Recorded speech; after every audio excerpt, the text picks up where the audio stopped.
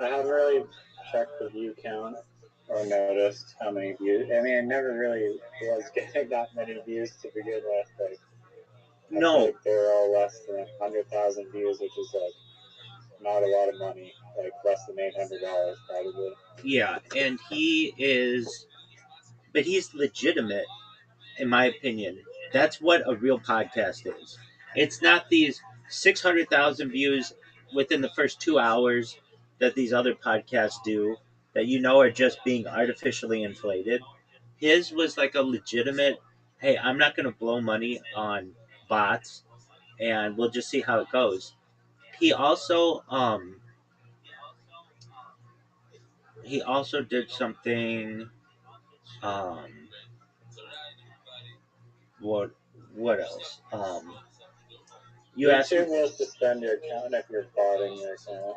Well, they're supposed to, but they have people like insiders like your brother has, who they can go back to them and be like, hey, you need to unsuspend us or whatever for whatever reason, and then they do. But your average person doesn't have that kind of pull.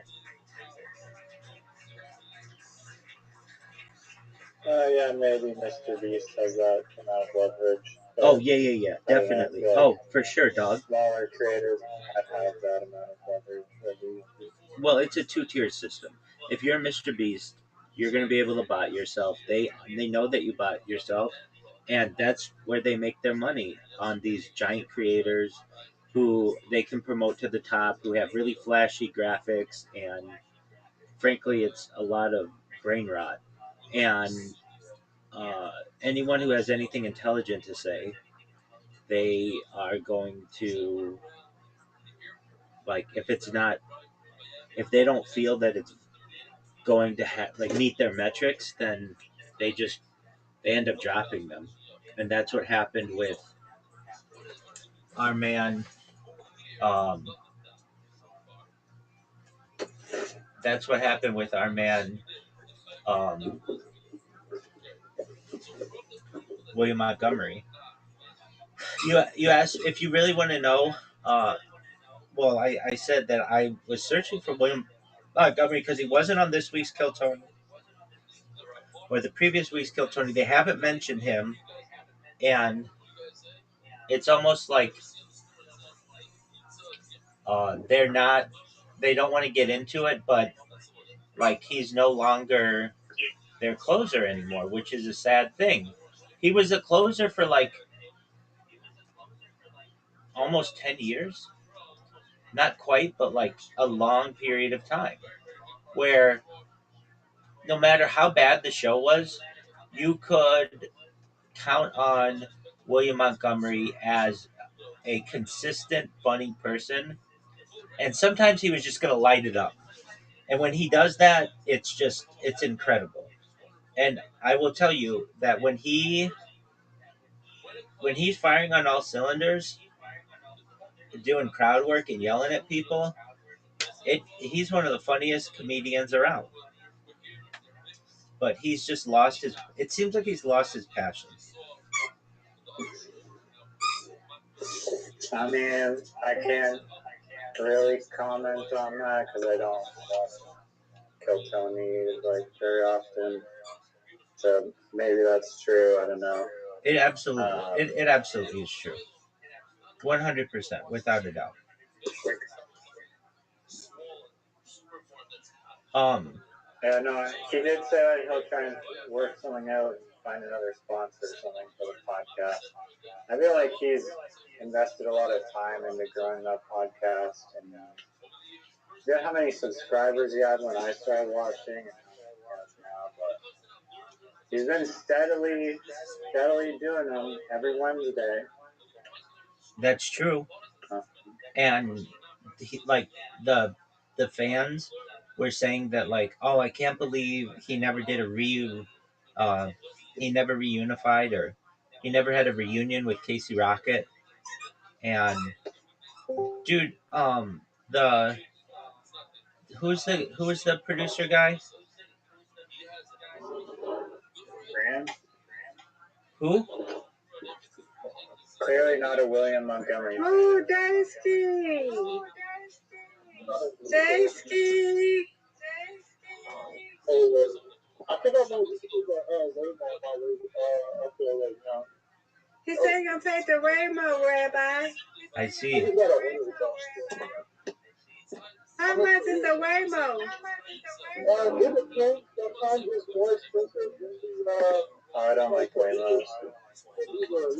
It's sometimes more expensive. Evil. But yeah, I enjoy it though because it's like it's more comfortable, better.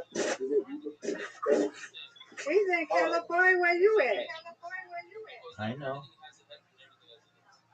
I'm talking about Rising. Riser's not And in Rising said he don't like it. Riser's not in California, Miss Aquarius. Where's Rising at? If I see a Waymo, I'm chucking a pylon on the hood of it, and then it'll stop working. Oh, wait, he not.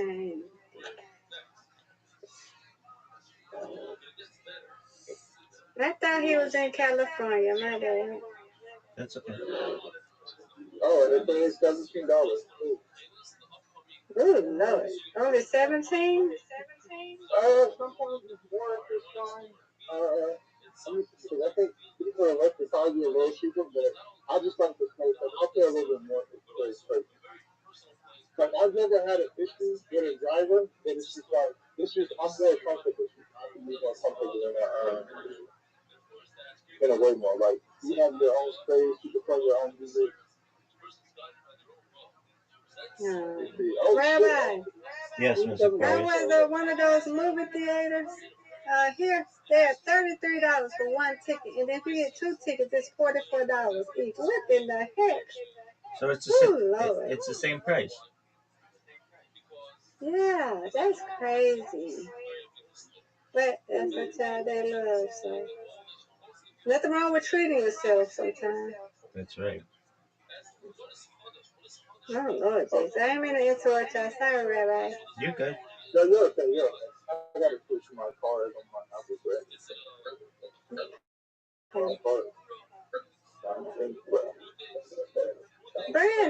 Brandon's here. Look at Brandon. Hi, Brandon.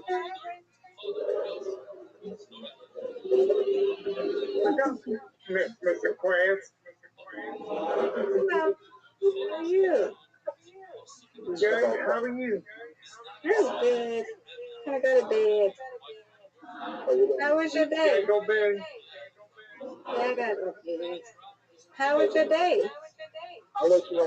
I've been streaming. Okay, Jason. Okay. I've been streaming the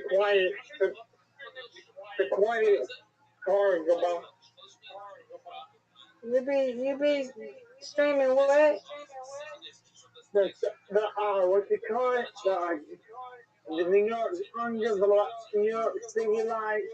Oh, okay.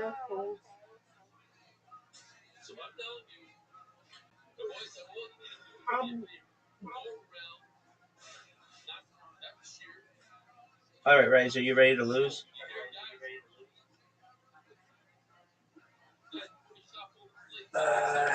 Yeah. I'm ready. I played pickleball today. I play well, right? We play Literati, which is like Scrabble. Oh, you play Scrabble. Oh. Miss Claire, do you ever play Literati? Who?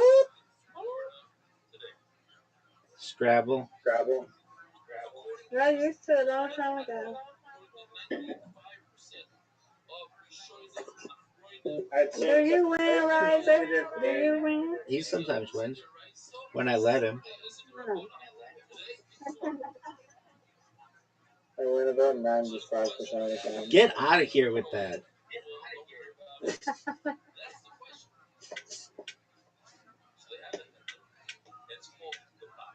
Please. Put nothing on there. I forgot to do that. I got to.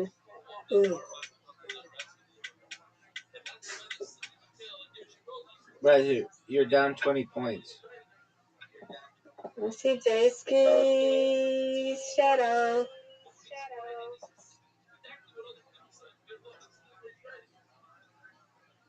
Don't be trying to cover up nothing.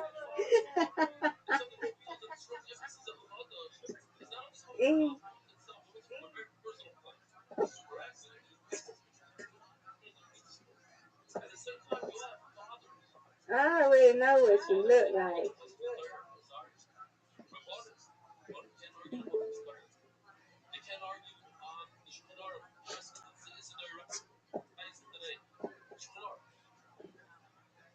He's doing something. I don't know what JC doing. He must be trying to fix his camera lens. Oh, I was sorry. No, I was saying I'm trying to stream because I'm checking out my Waymo ride. Oh. Yeah, like you gotta take from like I was gonna take it from East Hollywood to South Central, but I'm into the San Francisco for cheaper. Long distance. Where are you going now? You're not going to Hollywood? No, I was gonna go to the movie theater in downtown LA, but it's like the seats are already taken, so I'm just going to another theater in South Central LA. Yeah.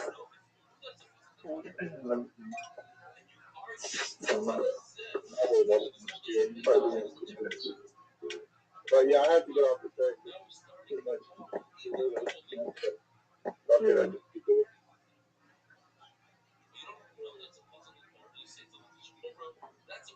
That's how you know, right? You shit like this normally. Oh, wow. Yeah. Especially the intersection hours. Oh, wow. Ow, my face is...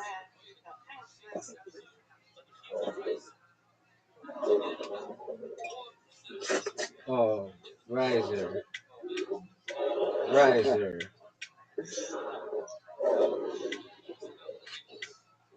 J-Ski, is this your Brandon? He said he be streaming the New York stuff too. Yeah, I know that she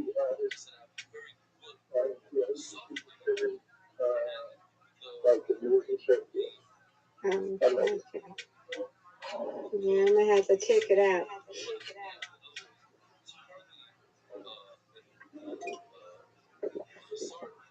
Oh, yeah, it's awesome. There it goes. Hey, Mr. Curtis, look, I don't even have to open the door. It just opens when it gets. What's the Waymo? Wow. I just hate it when it tells me like put on the seatbelt. And you just open. And then Oh my God, he is actually going on the way. And it's empty. So it's like I'll take this all the time. Get my seatbelt on before customer service. Like, that's what you should do.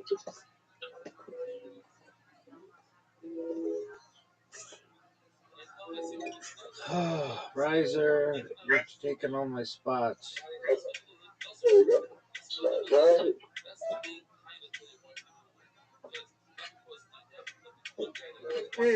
Man, we have an anxiety attack already.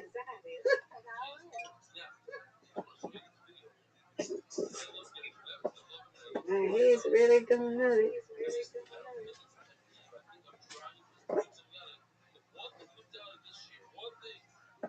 Rabbi, have you seen him in this before? In a Waymo, no. I'm watching Look at him. He is really in a Waymo. Yes, ma'am. Do you see him? Yes. It's pretty common for people to say she's out here. Like literally every time in the Hollywood area. Yeah, they do it downtown Atlanta, but I wouldn't take it.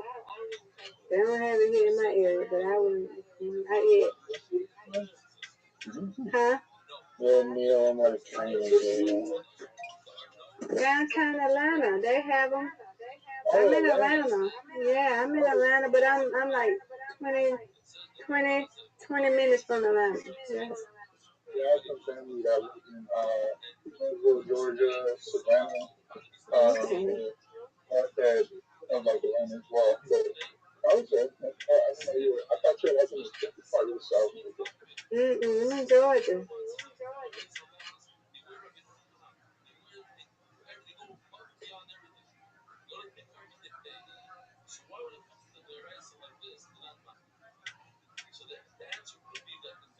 Mm.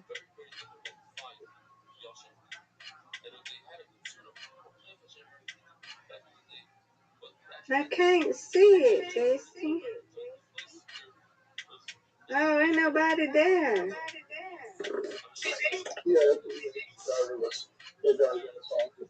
I think the rides will be cheaper when they allow freeway. They're testing it right now up here in already. So, yeah. We'll do Okay. that. Mm.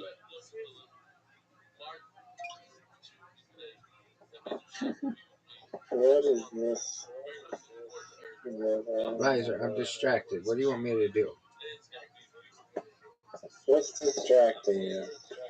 I've got robot cars.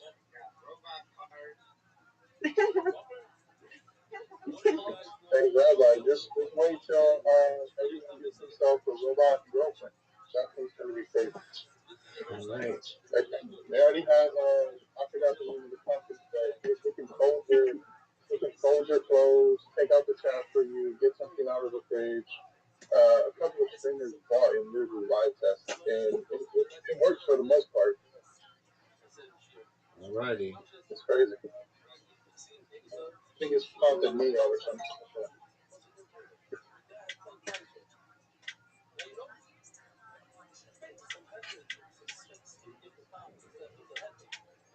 Hey, Mr. Players, you see this area? This is almost like the hardest Koreatown. I mean, there's actually a few up there. I forgot to even check all this. Mm. I forgot to check their stream, but like I can't hardly see it. It's like pixelated. yeah, okay. Hold on. Let me close whatever app I have there.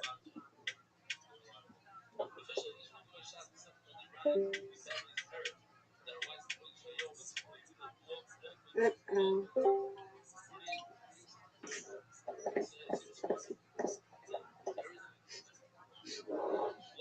Okay. I don't know if my camera's working. Okay.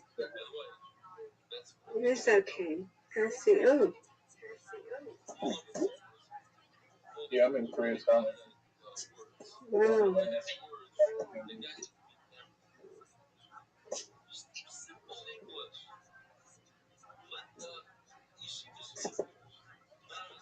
Okay, let me brush my teeth.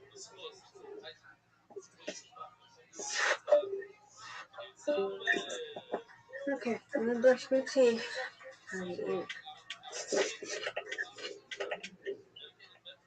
Okay.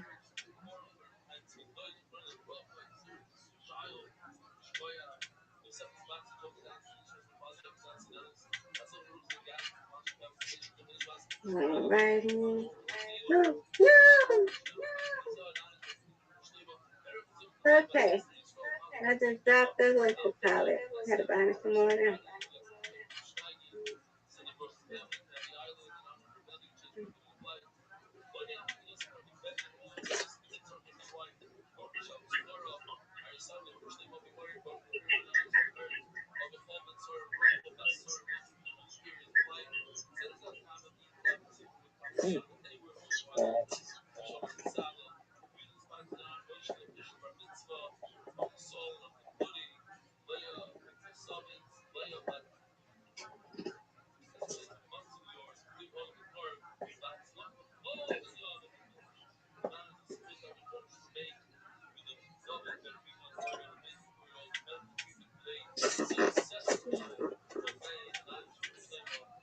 Alright.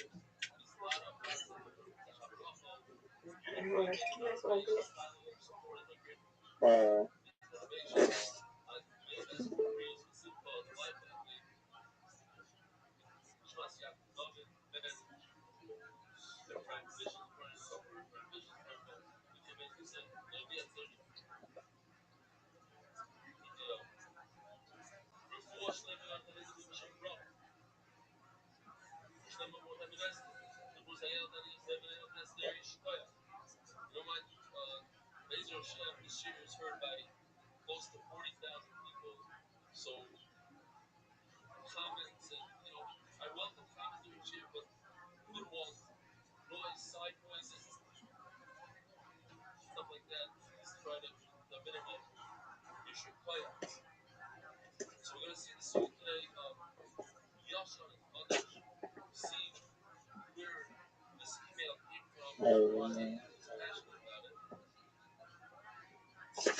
Do you want more time? No, I had nothing. I literally had nothing. Oh,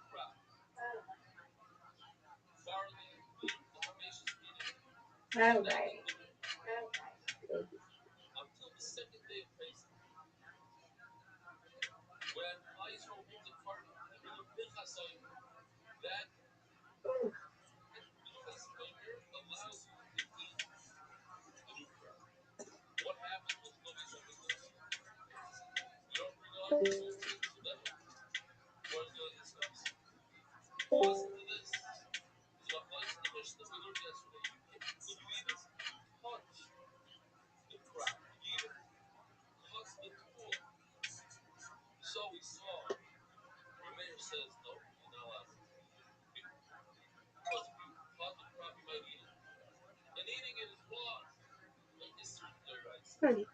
Just get down again.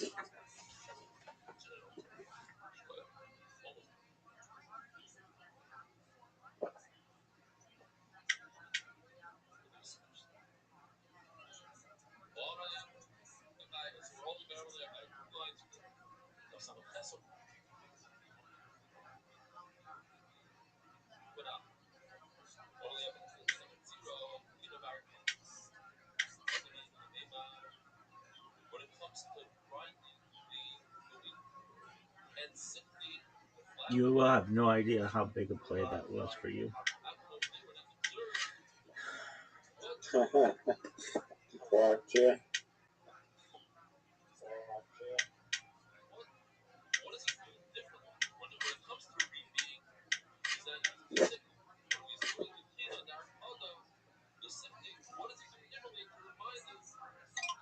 You will just have no idea. I would have like 1,000 points.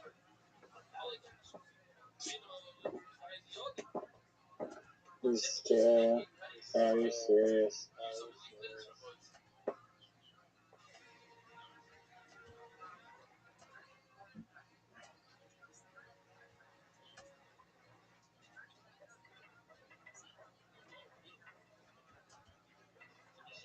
Mm.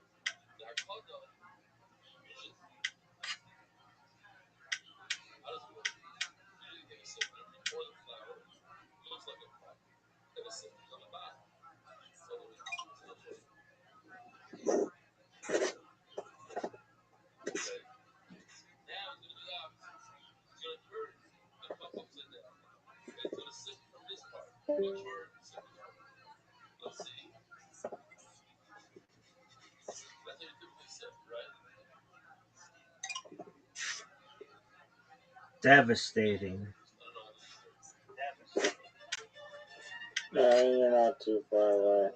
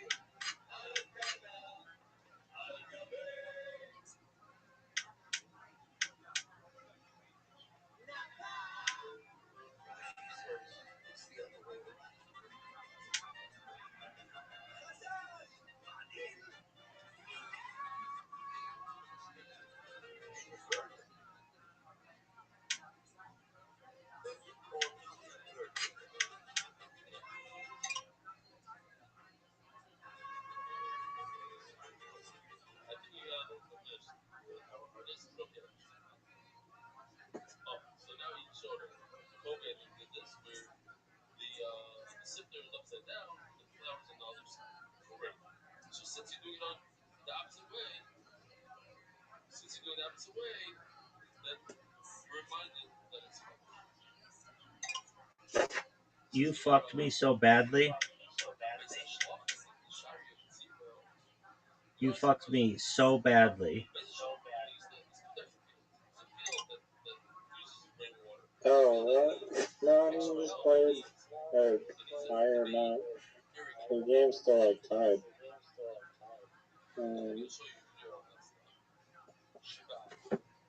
Yeah, but you just have no idea. You played a few spots that just you have no idea how they have saved you.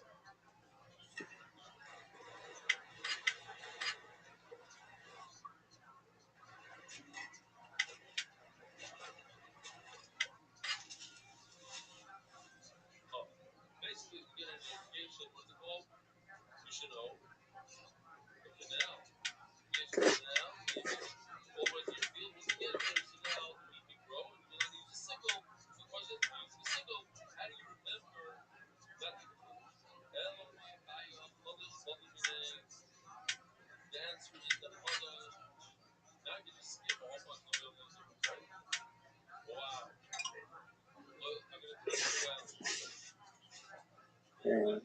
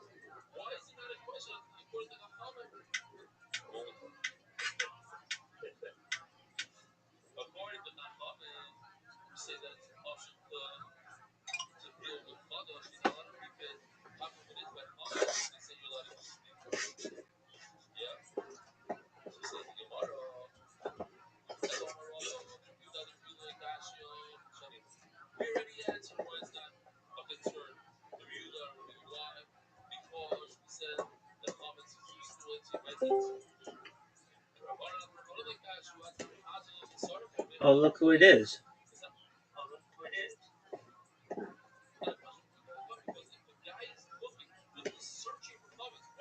Yeah. What up, pimp?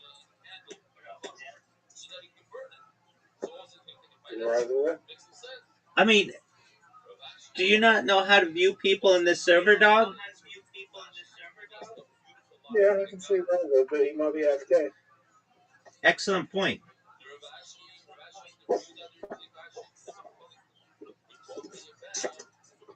Like Brandon, everybody's AFK. Dude, he was just in here talking to us, dog.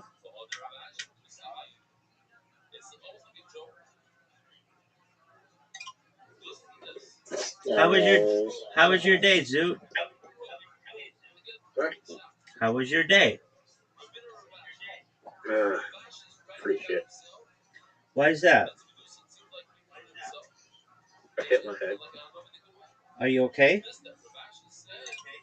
Yeah.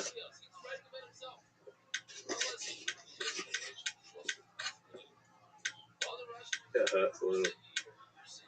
I hope that it feels better. No.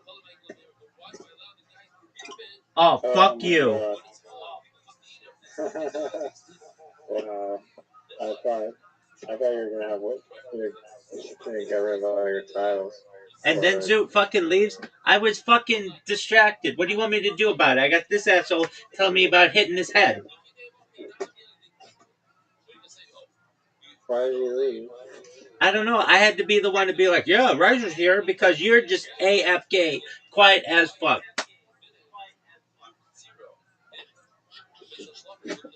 Yeah.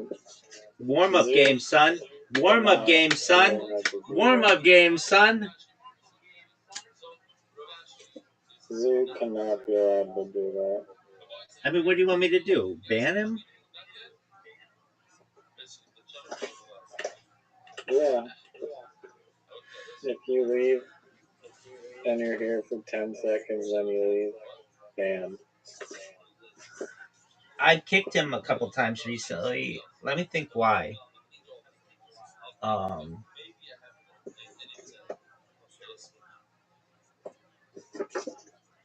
Why did I kick him recently? Whenever he talks about like stuff that will get me banned, then he gets kicked. or he just gets disconnected.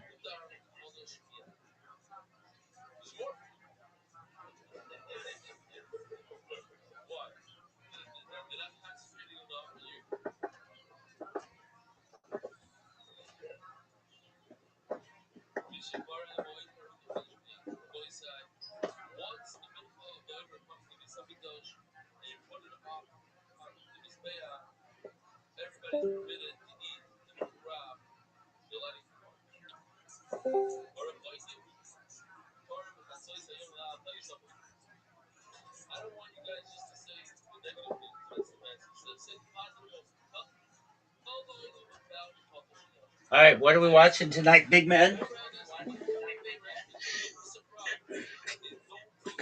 I thought you had a suggestion. I do. It's supposedly a really good documentary, but it's really controversial. Go to BitChute. It's called JFK to 9/11. Everything's a rich man's trick. This is a 9/11 documentary. It's like everything from like 1960 on, even before. It's like all the history of like corruption.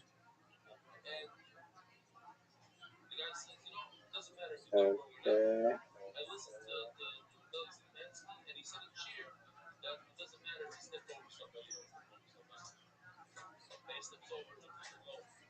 Did you happen to ask Discord why they banned your account? I did not yet.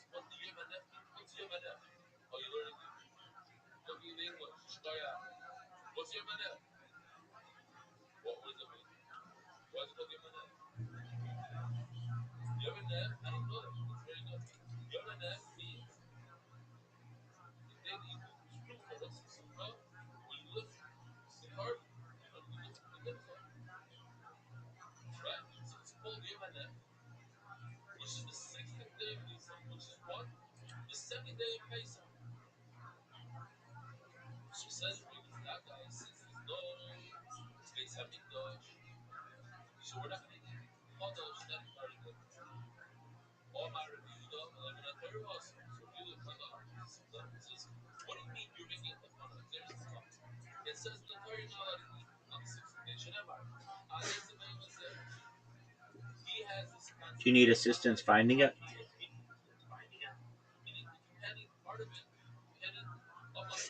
No. I got an email today from a girl who says that we're going to do a podcast on Sunday, potentially. I say potentially because she hasn't confirmed the time, but it's going to be at 1 p.m. I've got another one that I'm doing at 10 a.m., so I kind of got them back to back. And then it's going to air September 7th, 2026. If you're like, why the fuck so far in advance? She only does one podcast a month, and she's done like 77 of them. She's getting her master's degree, and so she's not like a full-time podcaster, but that's what she does. But yeah, that's cool. And I like it. She's like, we can speak for 30 minutes if you want. We can speak for 2 hours if you want.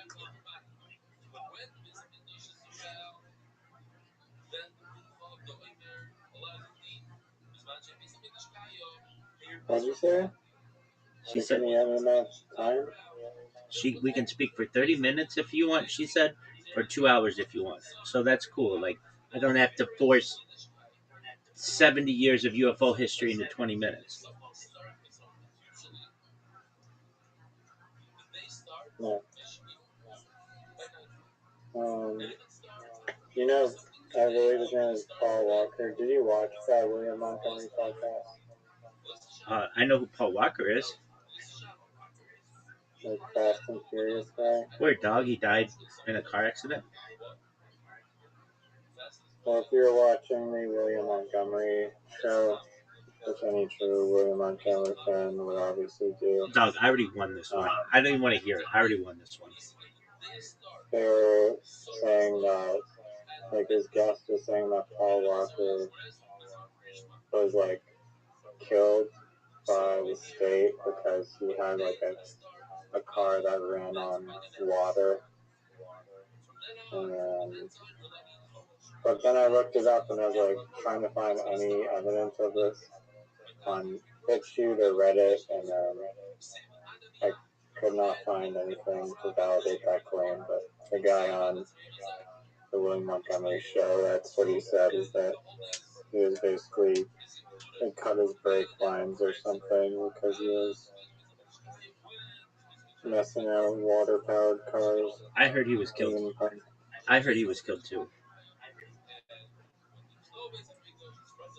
Because of his water car? That is new to me.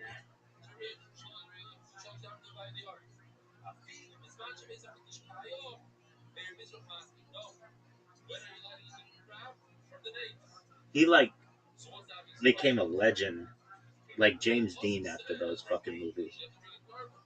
Like the James Dean of South Australian comedy.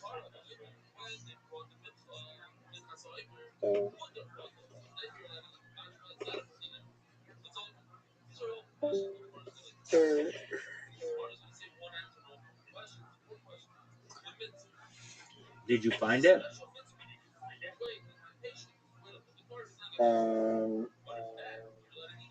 Is it 3 hours long? Yep. Is there a shorter one? No, we've got to watch this. This is like the most famous band documentary on the internet. Okay.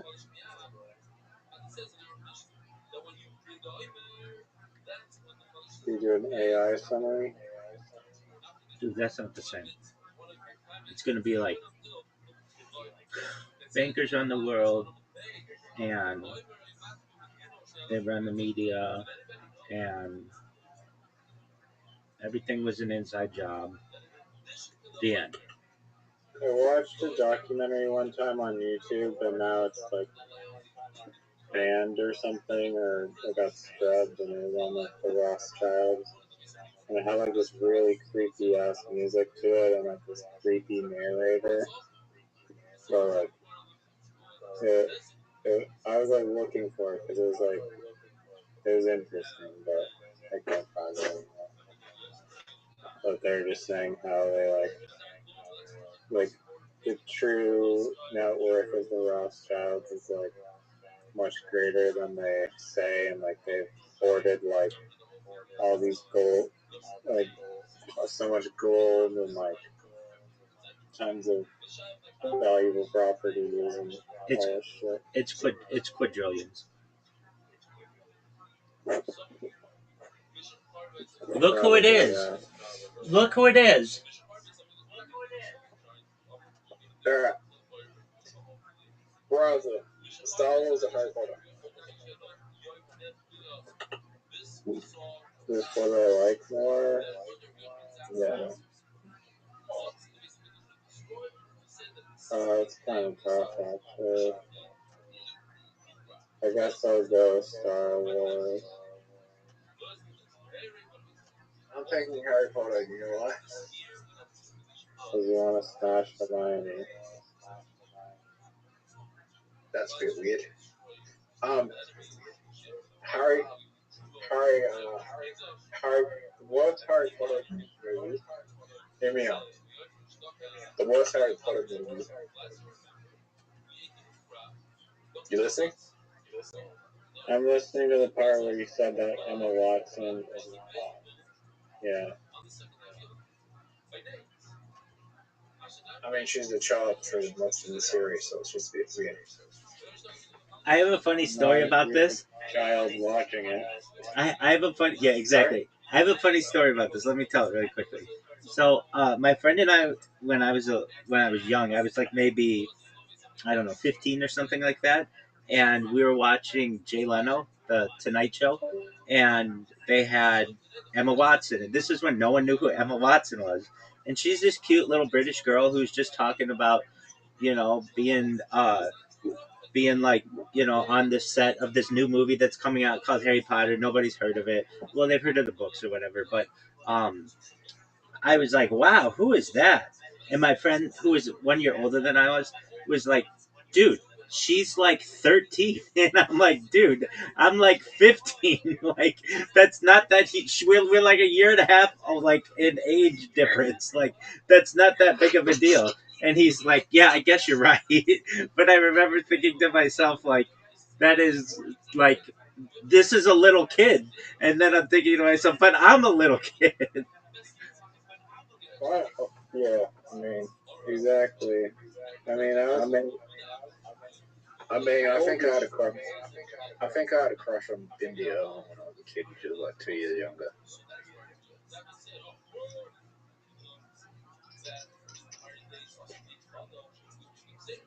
I don't know who the fuck that is. Is that some Australian person? Steve Owen thought it. Actually, Emma Watson's 4 years younger than I am. But okay, so maybe I was like, maybe she was 12 and I was 16, something like that. That's a bit weird. It's not weird. I was a child, and she was a made up. Actually, she's like 3.5, about 3.5 years younger than I am. So I was like 15 and she was like 12. That's like, that's pretty normal for like. Well, it surprised me that they just had a child on the Tonight Show. That's pretty rare. I don't know. I didn't have a crush on any 12-year-olds. Yeah, you did. You just said that you had a crush on Bindi Irwin. So you had a crush on a 13-year-old. No, I would have been 10. She would have been 8. So you had a crush on an 8-year-old, which is even weirder. And when you were 15, she would have been 13. When I was 10. Okay, and when When you I were was 10. and when you were 15, she would have been 13.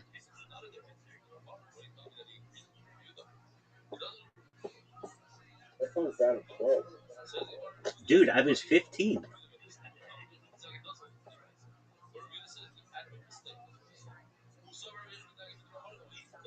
I love how Zoot thinks that a 2 year age difference is no big deal, but a 3.5 year age difference puts me in with Bill Cosby.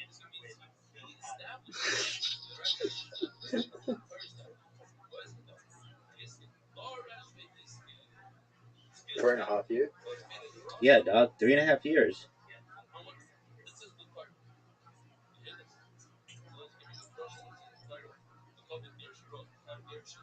What were you gonna say? But Bill Cosby harming children.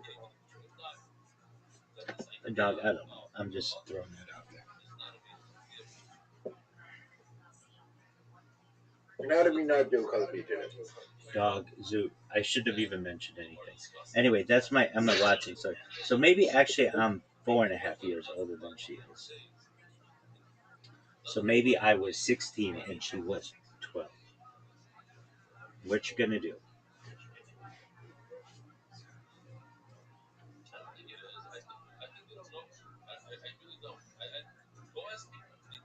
I think it's We talked about it. I think it's perfectly natural for a 16-year-old boy who sees a 12-year-old pretty actress and doesn't know their age on the Tonight Show to think that she's attractive.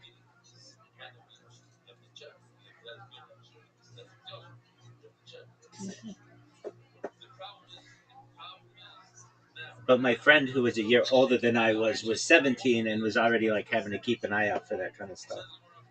And I was like, we're both kids. I don't understand what the big deal is.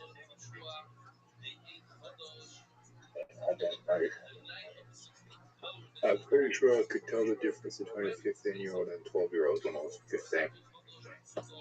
Oh, I didn't think that she was my exact age. I just thought that she was a pretty actor who was on television, but I didn't know how old she was. But anyway, he gave me shit. He gave me shit for that for a long time. I was like, dude, we were both minors. What do you want me to do about it?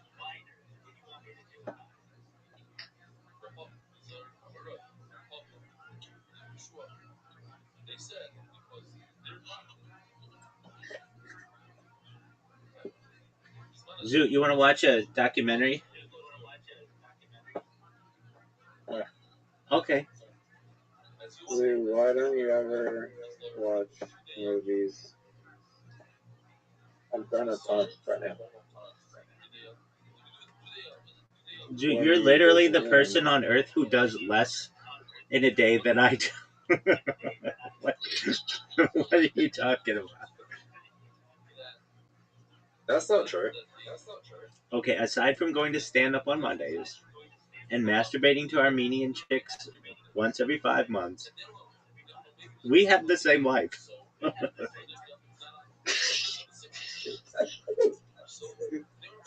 It involves like 4 hours of dice party a day, 1 hour of 9 ball, 1 hour of 8 ball, an hour of bullshit, and then a random game of either darts, mini golf, or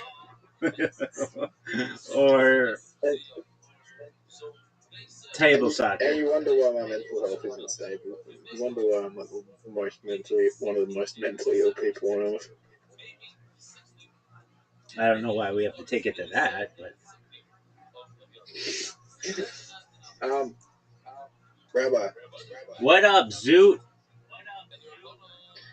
if you could travel to any fictional planet from any fictional movie or book, which book or movie you choose? I am You get to choosing live there. Krypton. Sorry? Actually, I think there's a movie called Planet of the Hot Babes or something like that. I want that one. But then Krypton, where Superman's from. I think I'm choosing Planet Earth.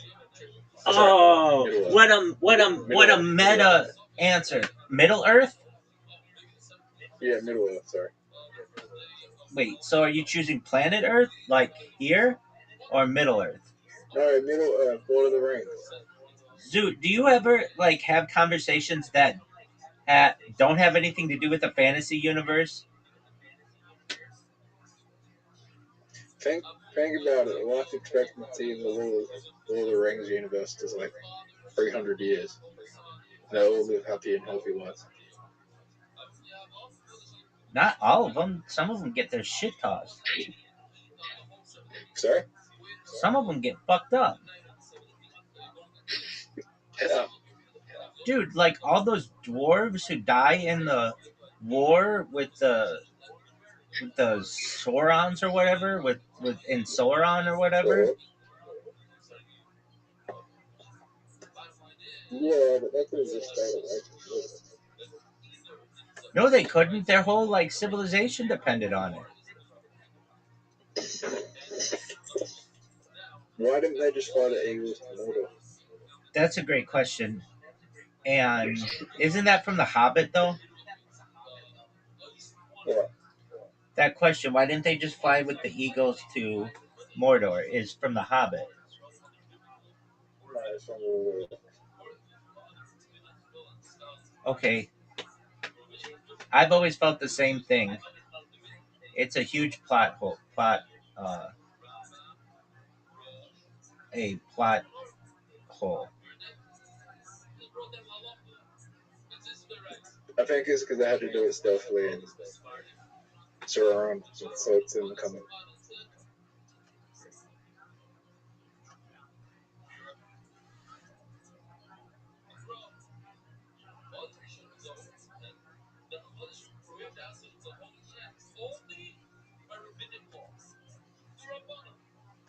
All right, Rabbi. Do you want to watch a documentary?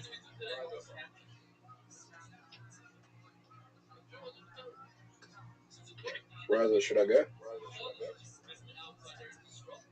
What does that mean? Oh, have you heard about the new virus? Yeah, I already talked about it, dog. Virus or whatever. It's gonna shut down the world, baby. Pandemic. COVID part 2. COVID part 2. This can't be. You can't have another pandemic. Dude, this bitch is gonna be even bigger. Are you serious? I think so. You think so? Yeah, dog. There's got to be a biological weapon. Well, it could be. Like, it's not that hard to create this virus. Maybe Zook created it at that adult arcade, and this is the result of having sex and then getting an email saying that you're no longer invited to that arcade, and then getting another email that says that you may have gonorrhea and that you should get tested, and then you don't, and then all of a sudden the world's in a panic. All you would have to do is capture a bunch of rats from different locations across the world, get them to breed, get all the rat shit, and then make a spray, and drop it in nuclear spray across the city, and you could have this virus all across the world. Or you could have sex at an adult arcade, get an email a month later saying that you're no longer invited, get another email that says that you may have super gonorrhea, and then just don't get tested for it.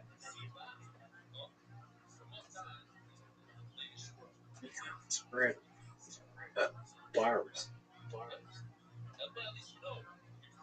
like that. Yes, you can. That's how viruses get spread, dog. STI. HIV stands for human immunodeficiency virus. What's the V in HIV stand for then, Zoo? No. No. Respiratory virus. It's not a respiratory virus. It's a sexually transmitted virus. There's a difference. Okay.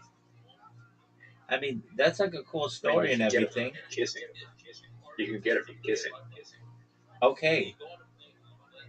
So, how did you transmit your super gonorrhea to the world, and now it's on some passenger cruise ship in the Canary Islands, and the King of England has said that no one is allowed to spread this shit for 45 days. You have to stay.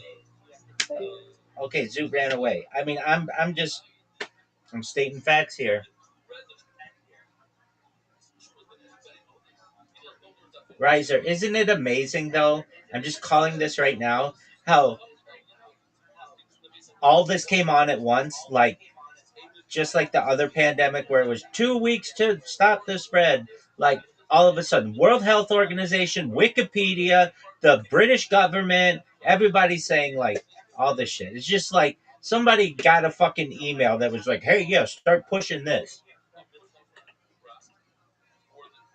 Where did this thing start from? In South America? At an adult arcade in Adelaide, South Australia, about 3 months ago. No, that was like a year ago.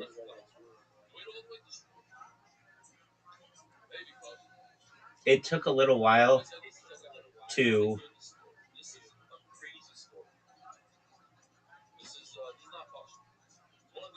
what's that word? Fudge. To left. yeah. But to um,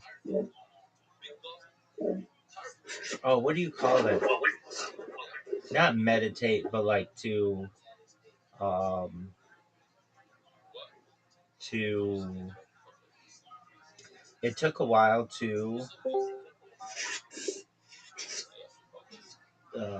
Word is escaping me. Oh, I'm gonna look it up. Yo, what's a word when something is just like chilling? Like it ends with eight. It's like not like hibernate, but it's like that.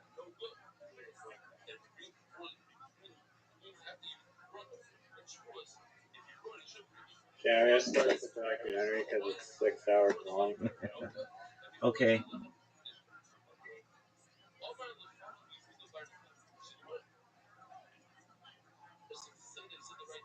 This better be the best goddamn documentary I've ever seen.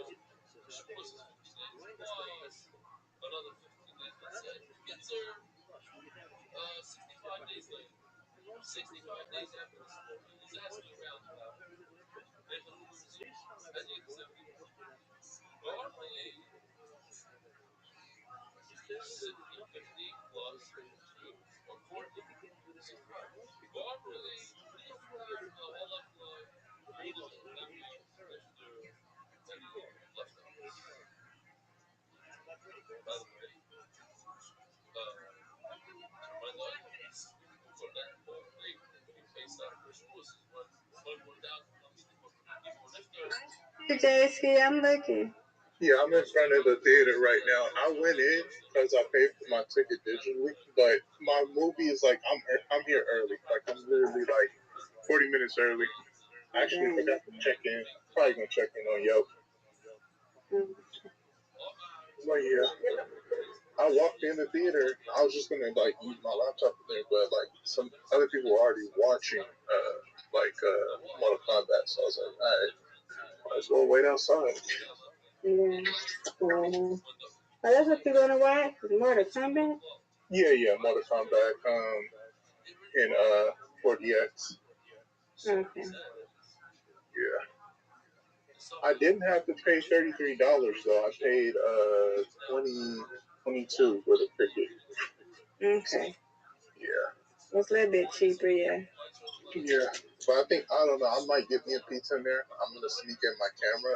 Sorry, I said camera. My red wine candies, and I have like this small chocolate bar, but I think I'm gonna just get the drink inside and probably I might get a pizza. I don't know. If I don't get a pizza, then I'm gonna just get tacos on the way home from that taco vendor. God damn, everybody's smoking weed. Like I could literally smell weed every time somebody comes out here. Weed or vape pen. Man, I tell you, the other day at my job, man, I don't know if the lady at UPS was coming in there. It smelled like that, but the whole apartment in my office smelled like weed. I was like, oh my God, y'all let these people come in here smelling like that. For real? I like the smell, even though I don't smoke. I like the smell, but at least when it smells a bit better than cigarettes. But I don't smoke. But not in no office, though. Not in no office, like, that's something else. Yeah.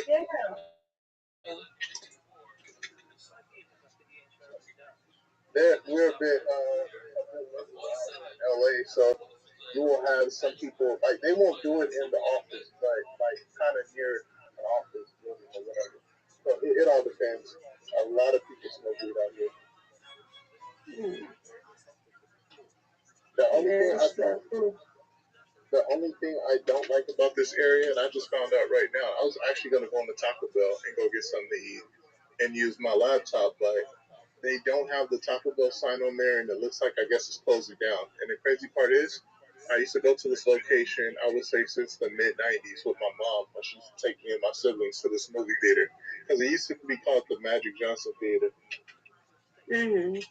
Yeah, I've been coming here probably since the '90s, and it's not as dangerous as it used to be, but it's interesting I say that because I have an app. I don't know if you have an app called Citizen app, and I'm already seeing an alert with somebody shooting a gun in the air. Some lady just got arrested, and it's not too far from here, like literally a couple of blocks from here. But this area is like mostly gentrified for the most part.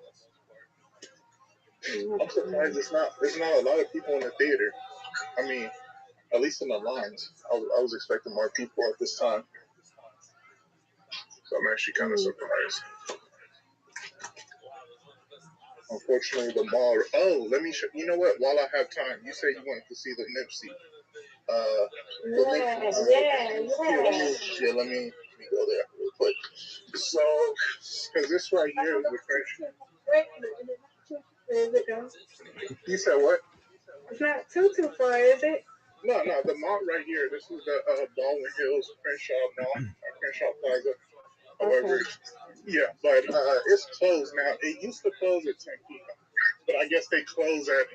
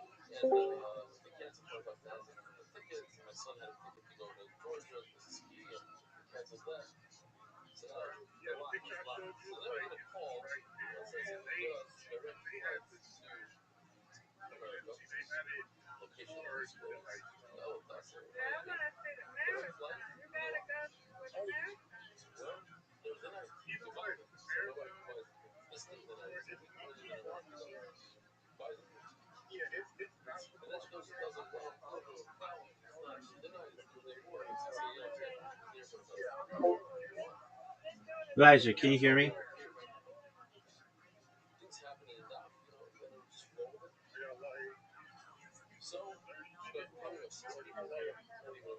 Fuck, I fucked up. Riser, can you hear me?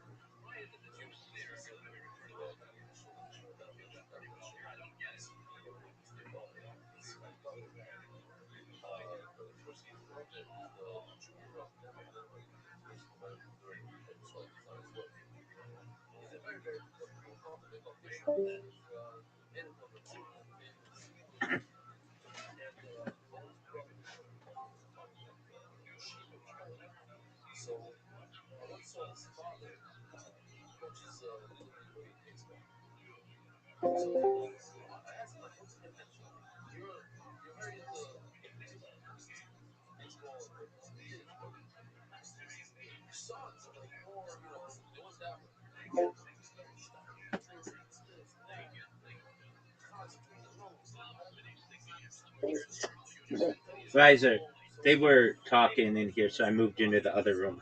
I'm still watching though. I'm in another room. No, I moved you into that other Discord channel, but you're good. I'm still watching. Keep on keeping on, baby. Okay.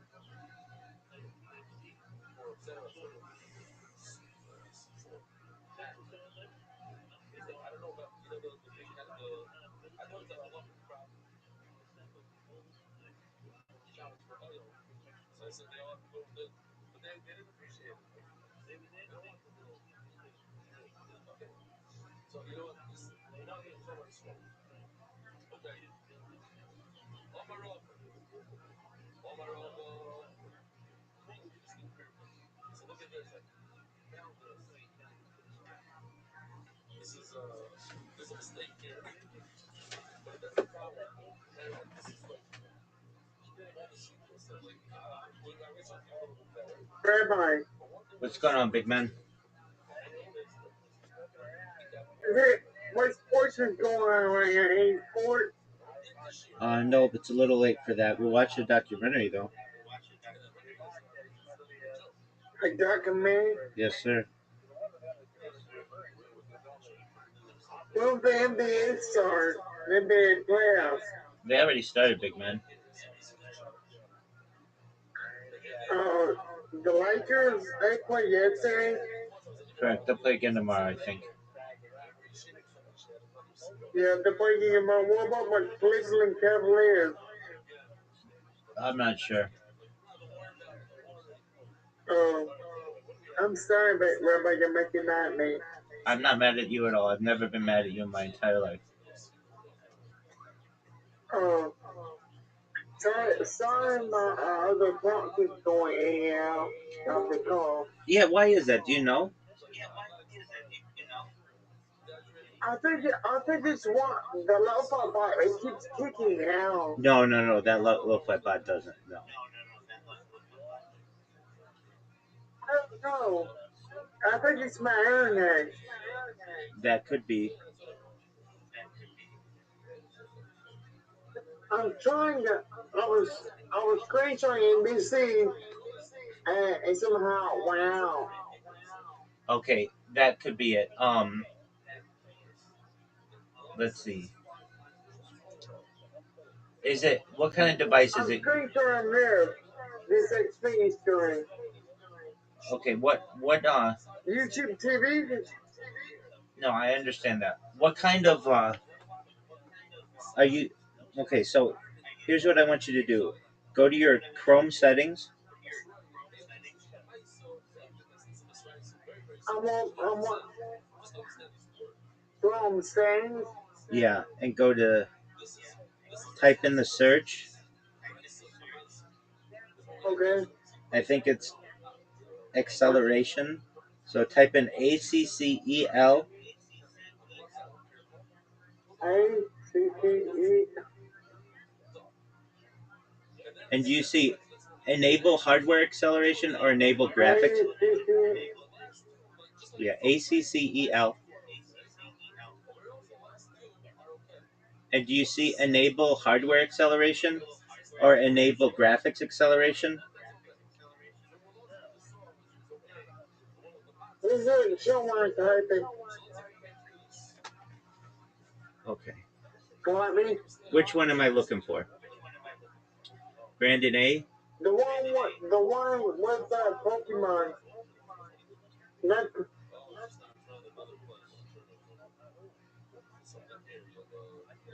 the one with the Pokemon ball.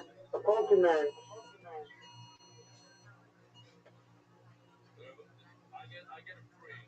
ACCL. Yeah. Yeah. Okay, just one moment.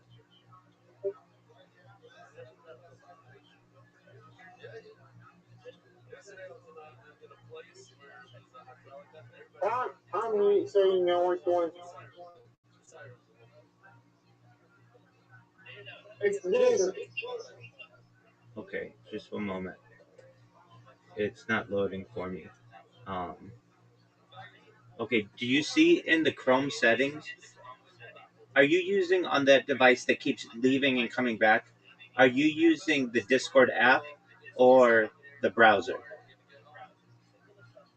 The browser. Okay, and are you using Chrome? Yep. Okay, go to the settings, type in ACCEL.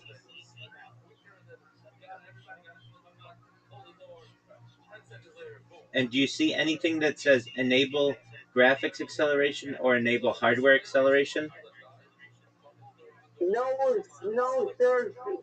No search results found. Okay, delete ACCEL and type in hardware, HARDWARE.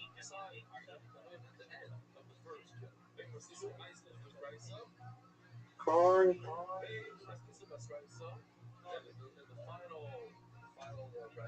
WEAR.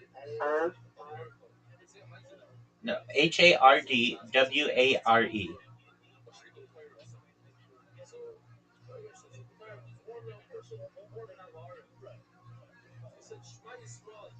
It's not doing anything.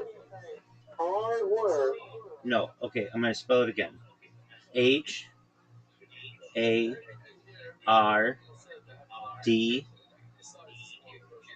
What's that guy?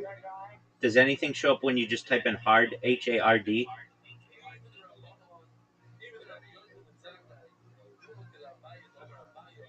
No results. No search. Okay, Results found. that's fine. Okay, type in graphics. G-R-A. G-R-A. P-H. No search results found. Okay, do you know where the Chrome, go to your browser bar where you type in an address? Like where you would type in Google, type in Chrome, colon, C-R-O-M-E. yep, Chrome. and then the colon, Okay. the colon, which is 2 dots.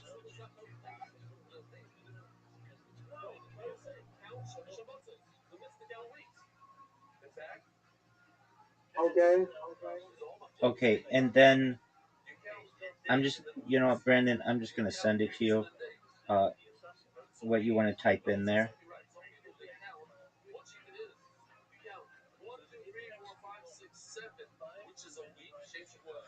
So Brandon, I'm gonna, just for a moment, I'm gonna send you a message, of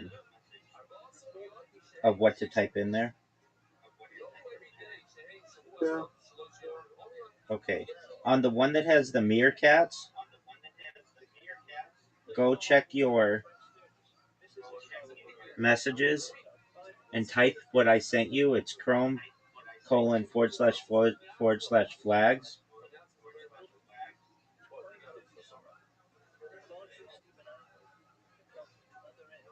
Oh, man. Okay, you found it?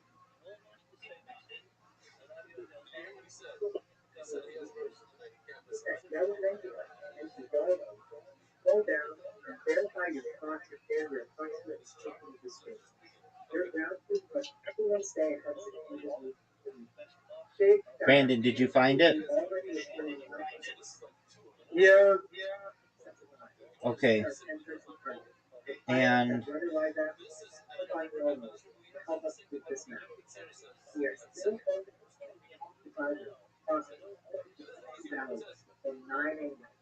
the coldest and filthy spots could bottom out in 34 degrees. So you'll want to finish up any plant protection before that fast storm is fixing it. Clear skies all green are creating the perfect setup for radiation. okay, so then what you want to do, all the way east from Hazard, Harlan, and Titan. It is a critical hub for anyone sensitive to outdoor vegetation through sunlight. While the towns and bridges will bounce back quickly once the sun comes up, the low spots are going to feel that fight for a few more hours. okay, so go to the Chrome flags. Did you do that?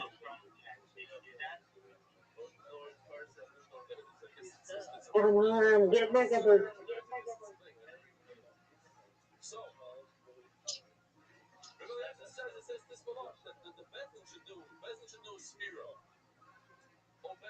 Okay, I'm going to send you the instructions again.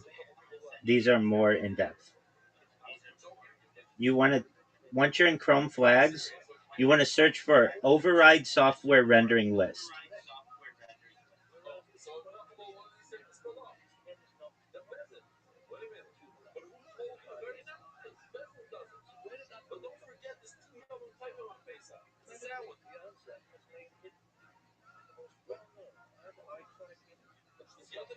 Okay, I'm in Chrome flags. Okay, and type in override, Override.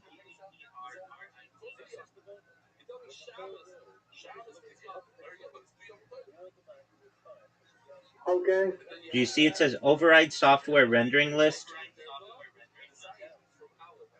Yeah.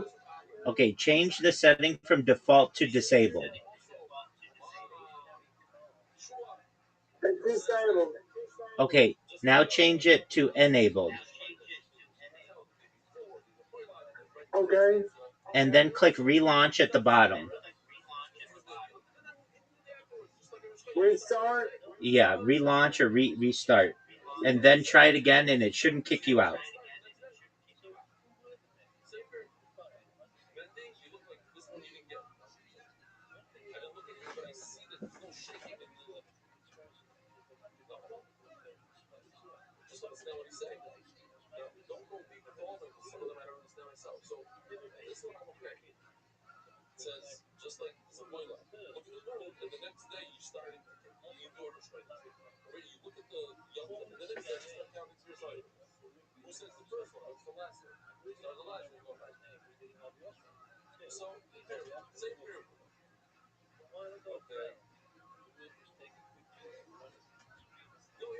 Okay. Let me know if you're still having issues, okay? Okay. It's loading. Okay. There it goes. I think you fixed it, Rabbi. Well, we'll see. Yay, Rabbi. We'll see. We'll see. But that's good.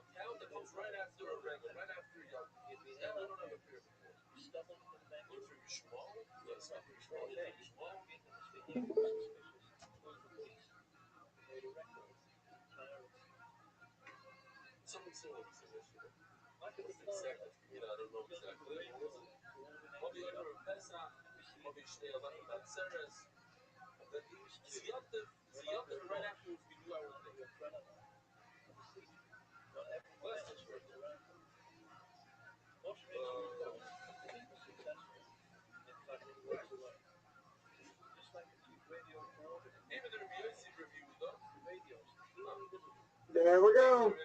All right, big man. It's not doing it anymore. Good. All right, yeah. Have a good night. I'll see you in the morning. Sweet dreams, big man. God willing. Sweet dreams. Good night. Good night, big I'll man. still be here Wednesday. I know you will. I love it.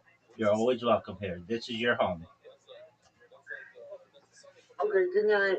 Sleep tight. You too, big dog. Sweet dreams. Thanks, big man. You too.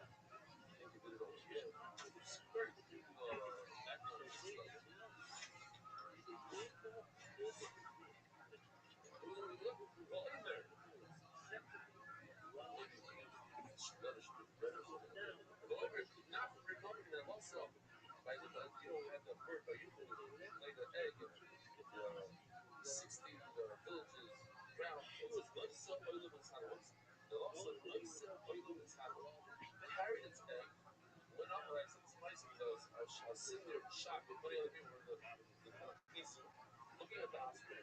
All of a sudden, comes out. This big. Well, we just witnessed an ostrich lay dead. And then the ostrich turns around, it's dead, and makes a giant manhole in it and starts eating it. Yeah. So this is not, he carried this out. I went up to a place that's safe. It's not. You're out of there for the next famous possible. The donkey says to Bill, you're out of there for the next. The word you're out of there, this word. So it means you raise so you fear me. The mouth was raw, so she saw the mouth nuts on she moved to the side. This is like, I don't know, I guess it's deliberate. It's from our guy. The sex is like something like it's close to one of those continents.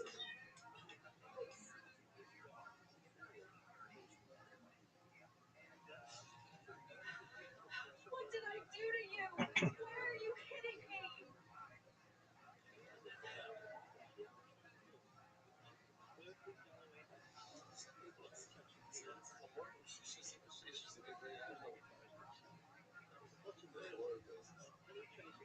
Yeah, we have enough for it. It's just this false over. Very easy. There's something. The better you swallow talk. Carmel, the same word, the same. This is how it all started, but it's different. He learns caramel is caramel, not rockable. Caramel that is completely ripened. He says that the leftover oimer is chayv mice. He says what Hektish does. The final shmiring, they say you wrote in English. Smoothing out in you, that doesn't allow you to be part of the mice. Those are chases. Why? Oyster shows soy and aloe. What do you do? The leftover from the oimer, if the demon, the nephilim, no. It's for everybody. The chayv chal, the put them in a mice. Kiva, chayv chal, that's our Mishnah. Same thing. Here says you are chayv. You answer the question. What means when any kind of flour, any kind of grain from a Samigdash, Shachai Machal, but even a mice. These are the Meruach, actually, but Rabbi Kiva holds that the Meruach doesn't help. My family, what do they help? Like bring your raya from when you go to the Gizbar. He's gonna argue that also. It's the same exact case.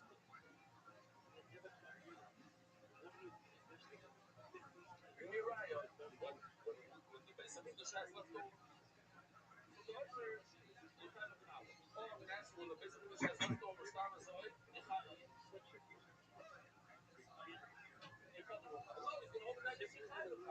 It's the same exact case. Says the Gemara, another question is, my God, yeah, he said it. My God, it's the same exact case.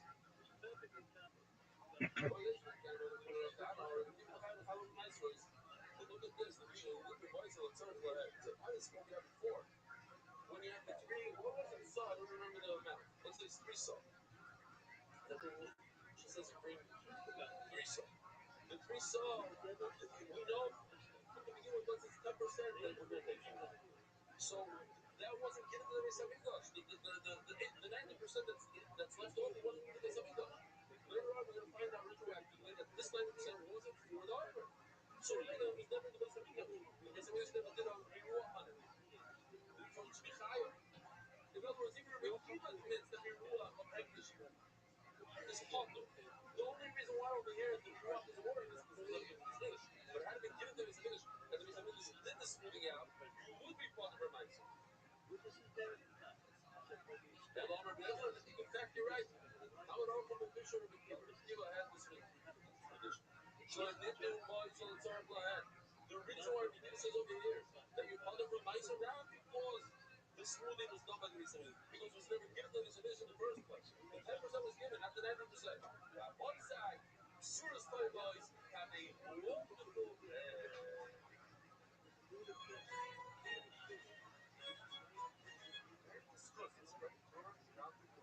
sponsor share today.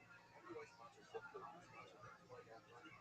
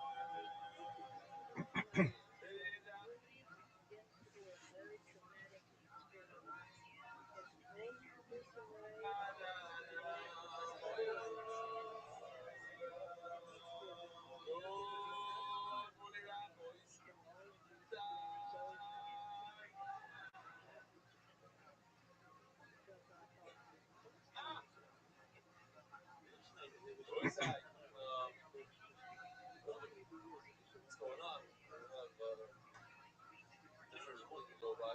So in the Hebrew shir, we ask the children to sit outside. The first night, we put up like a little screen. That was 2 nights ago. Last night, this is what we had. Kids are going to be wide. But don't want to go to sleep on time. They come every night. And we listen to them. No, it's a whole big monster. Talk about this. I just want to get ready here. Because there are a lot of people that were hospitalized. 3,100 people were hospitalized. 200, and this from 2 days ago. Many of them are from running shelters. Many. And that was a terrible story. A girl ran. She ran to the street. She got killed. Well, it's not a guy fell off his motorcycle from fear. And he also died. He slipped. The siren went off. It's a scary thing. I just started learning how to make it this year, and I just wanted to bring you to making it so lishma. It used to be a very much unrelatable and abstract. I just quickly read through the pseudo Rashi, but now I can learn this book and office with why it's much of pleasure. Every pulse is so tangible. Maybe we get you, the whole team, of course, before me about days, saying maybe we should be together or maybe our videos that really work out. This was so already. This is at the Machteh, Novak. That's another one on the right. It's also a big part of the shir. But at Machteh, second from right, our Machteh was years. Maybe Machteh is from the 30s as well. What? Yeah, Benson Owen makes one of the breakfasts himself. His whole family will make the salad, the whole thing. At the Shamrock, over at the left is also a big part of the shir. It's the same thing. Same thing possible. Another big chasida is my good friend Avi Kamar over on the left. My JG reader in the middle. This road goes on the right. I believe that the chassid is famous. What's this one goes in the family? No. On the third, Eisenberger. So I think his son. He's now becoming very shaped, very long beard. Just wanted to say hi. Biyadidus, operator. Now, it depends where it comes from. This means a lot. You get my message. Good. Something in the house. Operator. Short hair. That's the else. I can tell you, but Shalom Rebella, I just want to share with you this is a terrible miracle that happened to me. So don't think this is bomb. Oh, by the way, just I need to update the Americans. Yesterday there were more Muslims than all the days before, so it's actually they went up a little bit, and some of them are very, very loud and powerful. It sounds like it's very powerful. Like one of them is so loud. There's one of the midday, and they have videos of it. It's crazy how loud it is. And then shouting where? Oh, it's there. The shit drop. You can't hear the shit drop. was right across from our house, right across from the Mitzvah. I didn't know. I thought you were showing it in a. Oh, so you were in the Chabad in that building? They're right here. It's the shopping center across the street from our house. Right, there's the MBY across the street. Wow. A projectile fell into the Yana basement, into the basement, right through the roof, landed on the floor in the basement. And a giant missile that fell in the sky, the size of a bus. And that was just like the fuel tank or something of this thing. Inside, like I want to say like 7-8 feet of the diameter or something. Something crazy. Yeah. So it's not a joke. The second base very close to it. The one from the nine people that killed. It's also short. That's why it's short. But yeah, I want to share with you and listeners this. So this is something else. Somehow, I started learning this year in Zoom at 7:10 in the morning. And Baruch Hashem, these privileges of reading I didn't do this year. I was being a brilliant set of later time. Using them every day. Last week, after finishing watching this year, I took the battery. So this year, it caused me to get up earlier than usual. Last Thursday, after watching finishing watching this year, I took the battery of my electric bike. I guess he lives in Israel. It's the first time I've heard that people. I was in charge of my living room every night. And at the moment I stepped out of the door, the battery exploded in my head, and the large fire broke out of the stairwell of my miracle. Now, close the door to my apartment, called the fire department. By the same time, I'm taking my family out to the balcony. I stayed asleep like I used to before I started shooting the entire house with a burn. I don't want to think about what's going to happen. My family is giving tremendous physical how much Hashem is happy. My fire burning, how happy he is that I joined the watch. Struck our belly, and we hear this our flavors. These are just I think this is the argument how many people are actually in the hospital. So where it says 3369, there's only 57,000 sirens. 57,000 sirens. 13,500 were we technically down. So again, it's also 480 ballistic missiles. Pre-Pesach, it's all like George, another workshop, scored registered. Founder of Bar Simcha, literary director, full workshop, literary cocktail, police. He needs his Caesar list. Oh, oh, finally! And the line, Morocco trip, Rabbi say, sit back and pause.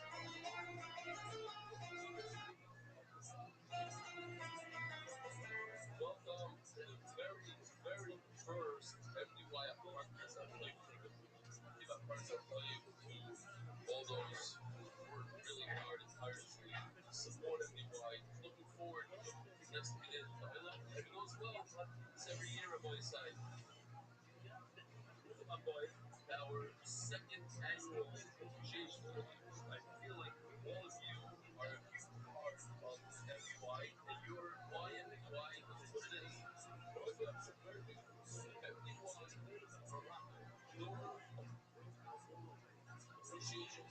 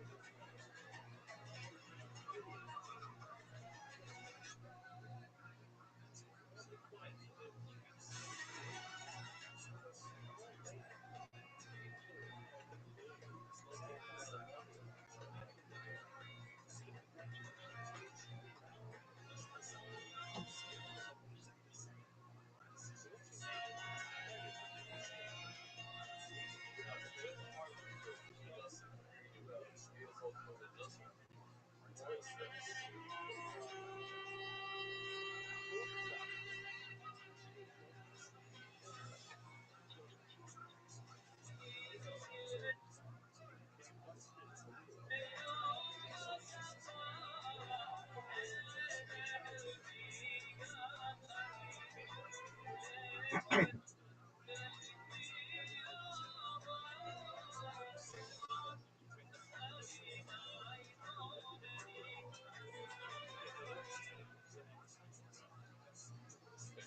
only.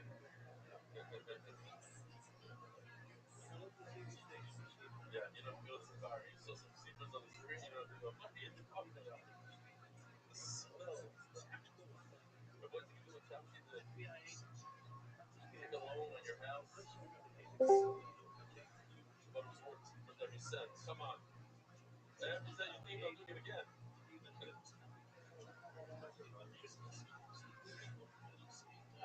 $30,000 by years. The boy side, somebody bought a parrot yesterday, so we only have one parrot left in the first volume of Cooler. We have, I think, 8 left in the first volume of Cooler. It's going for Hashem, official edition Shas, Septa, by the Iranian TV family of parrot, by Meyer and Meyer, official Nishmas in Menachem, the supporter of the Menachem, Alexander. The dam, Moshe Ahmed, the Nishmas Perel Bashmol, Moshe, Dorset Chofetz Ador, that's not the whole idea. So it's not spending itself that it's of the burden, or it's burden on the Ocho. So we got to do this, my father, that guys, and I'm just improving some cash, house family foundation, Nishmas, Rabbi, for the house, and the Nishmas, Anonymous, Mushlimah, Mushlimah, so, Anonymous, Mushlimah, Mushlimah, Bas Esther. So long as you don't get how to surpass the surprise that more like each night. Cinema for family can be added, paid out of the family, change the media of life. Actually, sent me video of Hassan and Family Islands yesterday. Singing when everybody else is Market Betty and all the basic concern of the wife, Rothschild, Score, and Hardy suck. David, Muslim of the Murray Bar Miriam, Anonymous for Tolman Sarah and Rabbi Sarah, blessings in all areas of life. Muslim for all Clyde stories for Muslim or either Muslim. Send us back out. I'll be hitting down to Tzibur, the travel beyond anywhere worldwide. This was Hatzon the Mitzvah. In honor of Moshe's Mishna's Bar Mitzvah, a new song of Uncle Goody, the sponsor, they the sponsor. Anonymous in honor of the wedding of the only Sibad, as they pronounce it. Sabad, Sabad, and Lisa, and say, Sibad. Shachar David, the earth out of his father, Rabbi David, called Chaim Ben Sager. Yossi Rosner, in memory of my dear mother, Rivka Bat Chaim Yaakov. And Moshe after the Nishmas Kel Bashmol Moshe, Yoda Sokol Sokol. The Vice family, Shkoyach, her voice, and take a look at this. This is Givaldi. Somebody put it in. Thanks. Finally, somebody helping me out. And in this merit, may all find it Asher quickly and with joy. Amen. Now it's an honor of Bill Harris and his mother Heather, who are actually in the USA and Canada. Huh?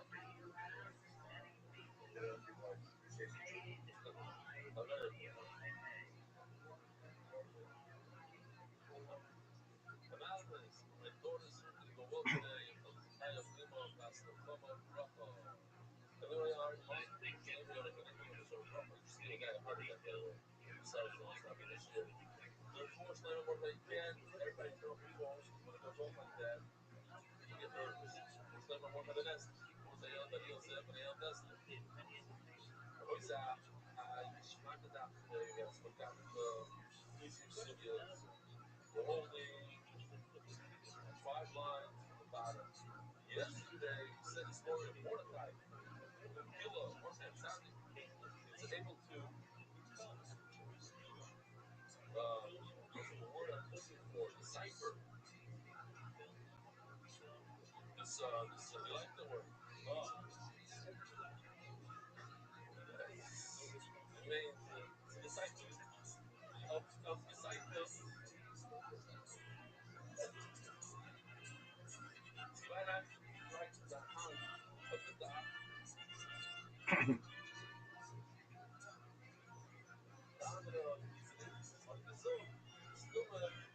kind, that beliefs, yeah?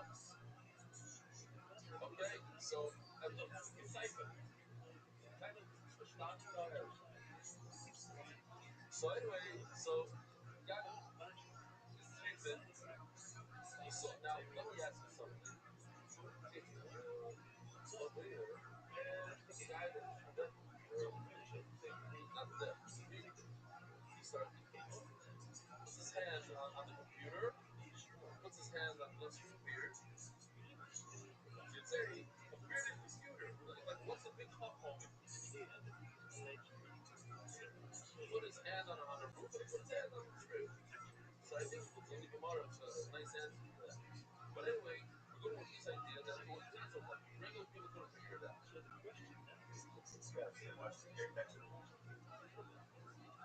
Yeah, or there's three stories like that. How we shop, but other people don't not. But all three stories, nobody's paying attention. Trying to say that he's a local, that he's part of Sanhedrin. Let's see what fits in what you're saying. So it says the Gemara, Amishol Shloshim.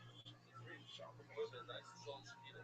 They went to the Mesa Mikdash with birds. A cane is a pure bird.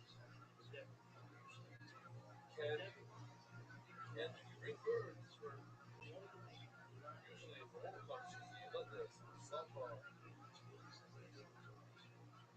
or it doesn't feel a double. And the other one is boss. Just heard out. Like see what softball person woman sees down at a certain time. Like after they're down, he does this. Other days, 11 days of Ziva. She goes for Ziva. The other one, the Amos, my ocean. Other one, the Nas. The Aina is also a period of time. So do we know. So the simple meaning is, Ziva is in Zava marriage. For Ziva, so really she's bringing one bird as a tapas, one bird as an island.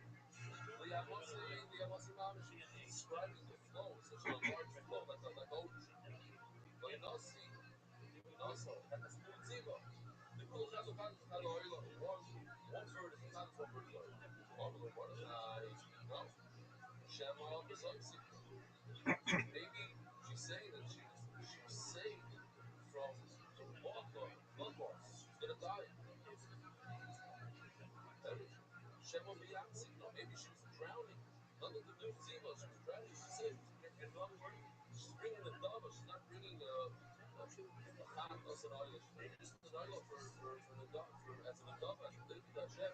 Shema Beyonce signal. In Yerushalmi it says, so it's signal. Maybe she was attacked by a snake, by a wolf.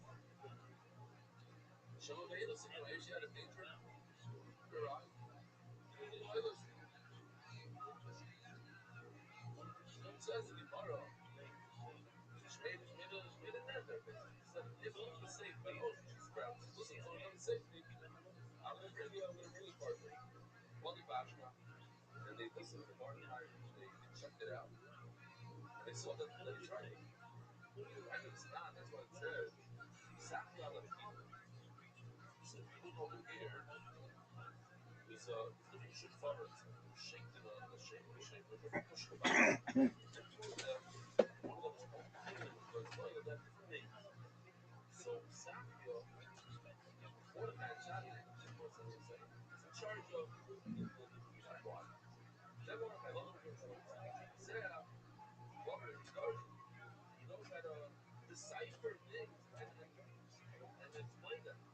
Because yeah, the shit lost in other words. People come and they get money for stuff. And they come different, Chinese from, this one comes the French, the Spanish. Nobody understands what they're saying. They might, it sounds like Zico, but really he means it's a net. You have to understand why they put money in the bush gun, what should they use the money? Like, using the money for oil or for a profit? What do we do? Yeah, she's lost. Or, why is he so special? You don't read Sanhedrin, even the 23. So forget the 71. Even the 23, you need to know 70 languages. It was a number of years ago, people got together. They wanted to make Sanhedrin Shema said. They got together. They wanted to make Rabbanis. They wanted to make Sanhedrin. Now, for the other than wanted to make Sanhedrin.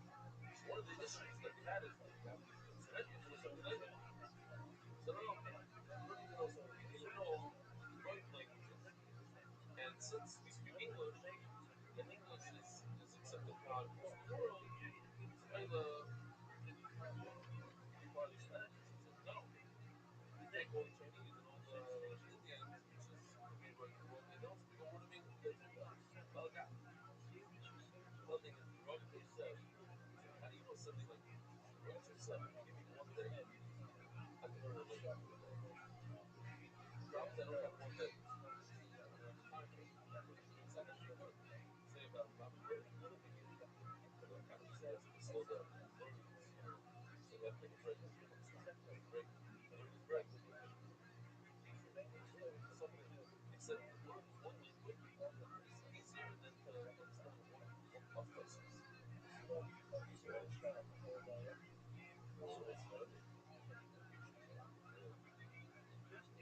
think it's very useful. I believe in that. Like, I can see the results of learning language.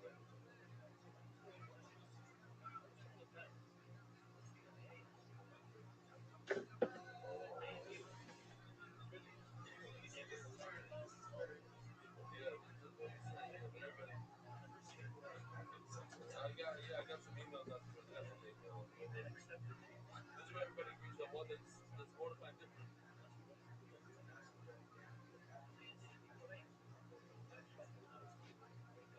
The first one, yeah.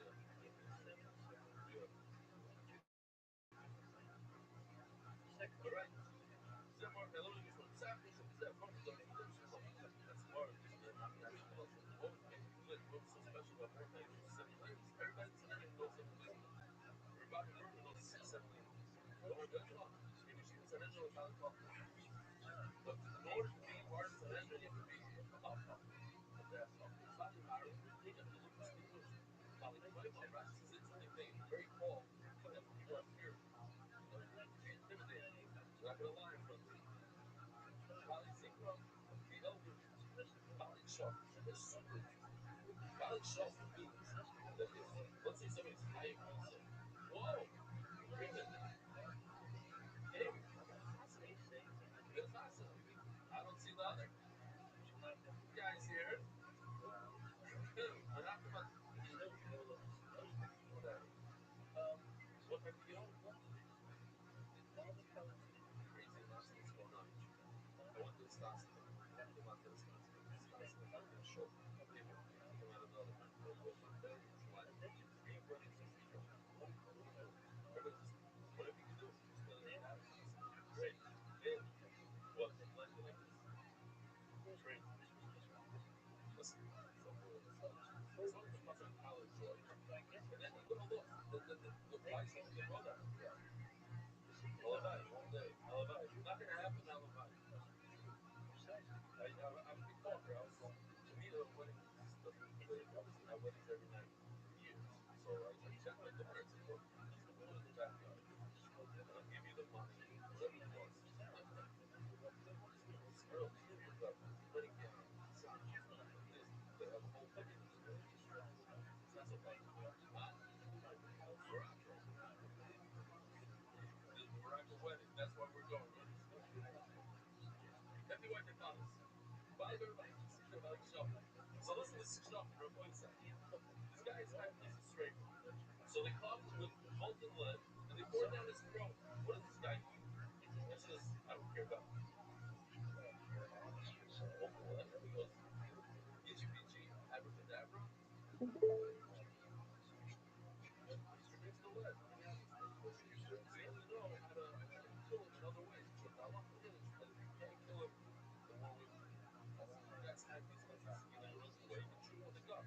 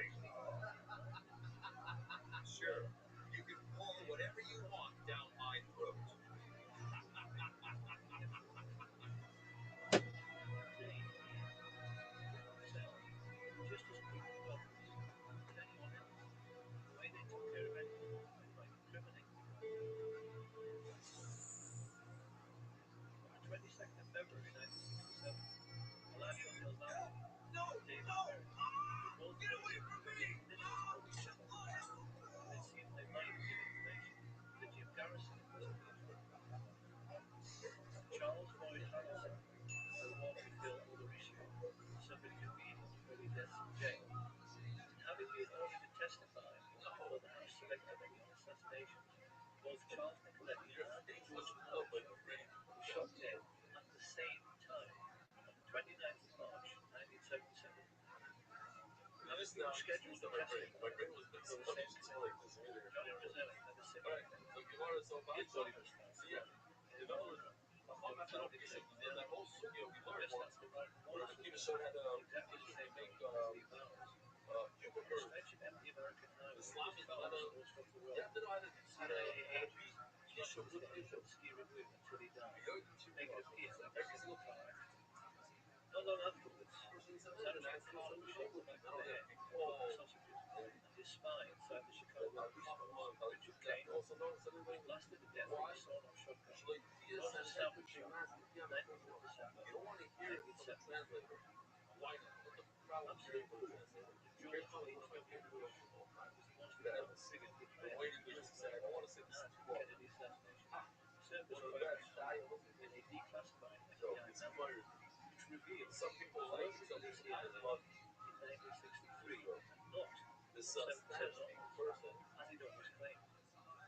He'd been a lifelong friend of George the Rothschild, And the sheriff and had actually begged him for help when he realized the CIA would try to kill brings him. him into the It interrogation was room. therefore rather ironic when the police checked the Rothschild's wallet, they found an address card which gave them a direct lead straight to the guilty party had they been chosen before arrest. It said George It's fine. I don't the understand. CIA code name as a part of petroleum, Midland, Texas. It became a farewell note. The man who killed him Tell this guy I want to know and his father, Prescott Bush, tells him created Spanish. the CIA in the first place, along with his friends 30 years before, purely in order to take care of their own business interests. They arrogantly believed they were more intelligent than anyone. But in the end, the means that George Bush led CIA chose to silence all the major underworld figures and incriminate them. Says, if you don't know where it is, you're going to blow your head off. Television Says, okay, okay. I put it by the bridge, right by the bridge is a tree. And right next to the tree, I dug a hole 2 feet down. About $10 million.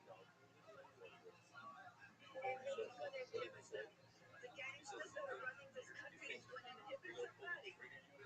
you're a piece of nothing, you jerk.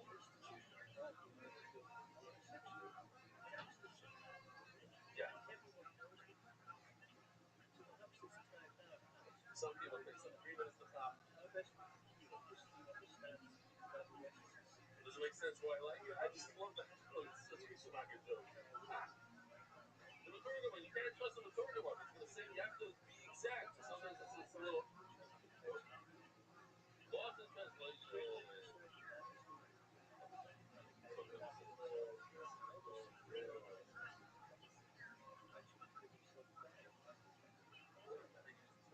That's not my favorite. This is shy and good. It's good.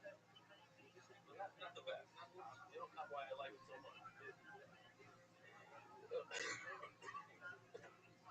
Oh, so also question about Mordechai. Hello, the Hanukkah is short the Shulazikar. This is Ganos. And this, to me, this makes sense now. You take, you understand different languages and put them together. You have to be a couple. Let's say you hear an American speaking English. It's funny as thing. Got that accent. You don't know that. And buzz. This is it's a hack of words on English. If they're all if you listen to Yeshiv Shibboleth, if they going so no, like you come to Yeshiv Shigal, it's a festival. You have to use two languages. So God is believe it or not, God is speaking of Srib. No, it's in the Mishnah the word Srib. Srib is not in Hebrew. It's not in Lashon Kodesh. It's in Aramaic. Because they only pick the God because it's Srib. He Mordechai. Let's say Srib is called a hut in Hebrew. So a regular person will take God hut. And now you have a city called God hut, but there's no such thing.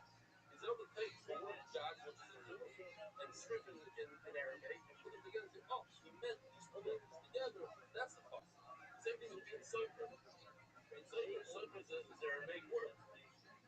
So it's A is I, Cypher is the whole the life. I should say hard. Ain't hard. What's in Cypher? I didn't have to use the word Cypher. It's a legal language. That's the possible. Exactly. Tell stuff. Tell us stuff. Very good.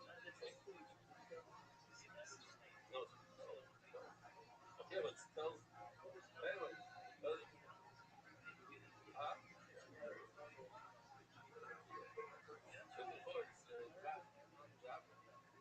Everybody want to see a video of that? Not bad here. They have a finally started the Dorish. I know that see it in Mordechai Bilshaw. That's why he's called the Bilshaw, and I think that he is Nehemiah.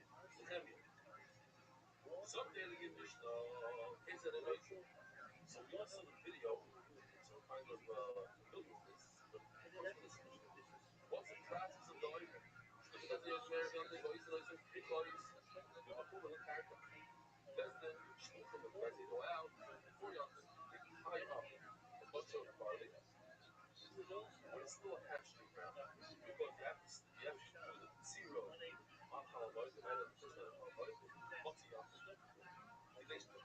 She and Leah. I think it's a beautiful concept. And then you want to very much on this support that is support after you're supposed to like all the prayer you got press whatever you do before not while we're there general stuff it's a toilet from my phone what do you but everybody wants to but I don't have a simple work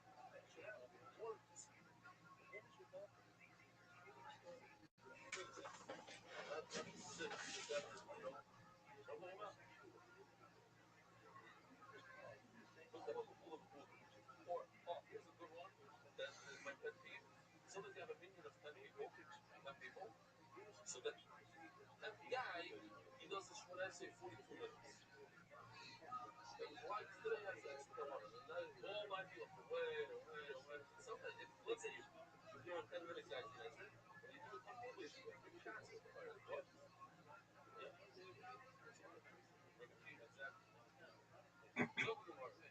exactly there's a concept of dividends for don't make it as equal weight Kolayars are small all the cities that were little villages that were next to that place they all get together why?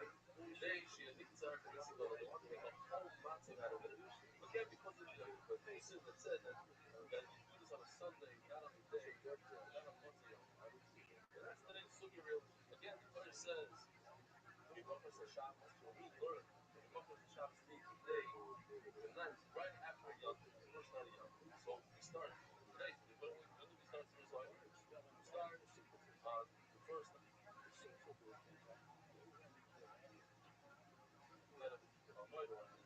Second night of Yom. Third show, right? What's the other? First night.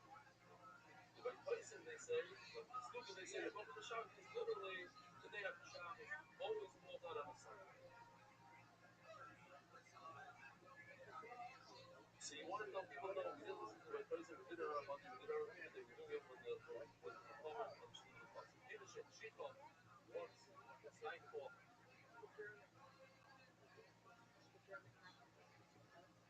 Oimer Lohan and Bosch. So the guy, one of the people playing, tells the audience, the sun goes down, Oimer Lohan, the whole place is Bosch, Shemesh, Oimer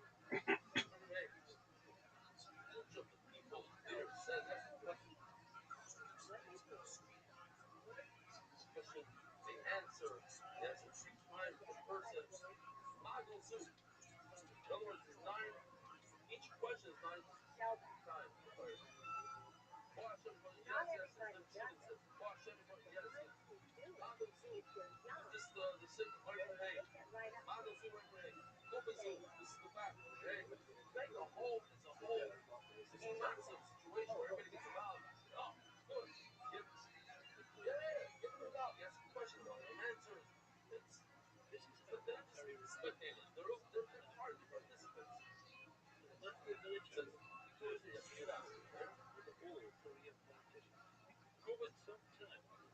So when we read the Shabbos, the first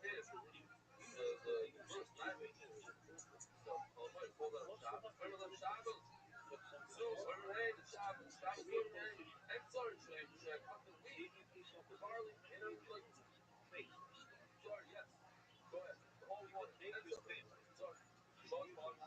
But you get 3 times that home literature is rough. Home literature 3 times. You know, you're like, hey, street. Coca-Cola. Why so many? מפני הבית בכל פויפר שואל מבטיח so תלמיד הייתויסן Sunday for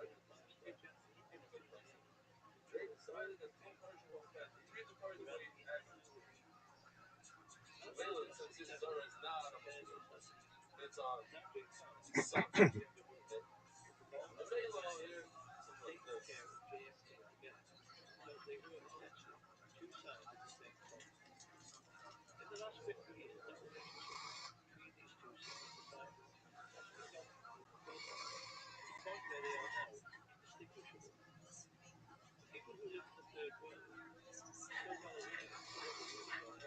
What happened? Where is everyone going? We are going to harvest the moment. They are harvesting the omen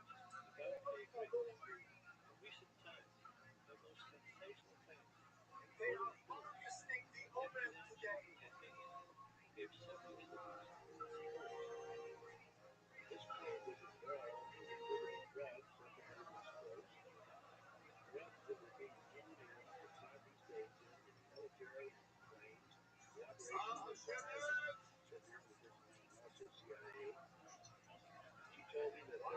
So many people came to our former harvest. All these people came because of me. That's what happens when you have many friends. On yesterday, Shabbat.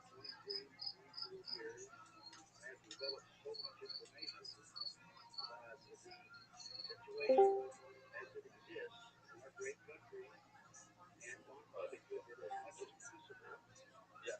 All right. So Mela, like question. The life will lose about this. Okay. Starting about it. Remind me your name from South Africa. What's your name again? Sion, it's like, isn't that the name of your wine or I'm supposed to make that up? What's the name of your wine? Cape True, that's right. Cape True wine. Sion. Good.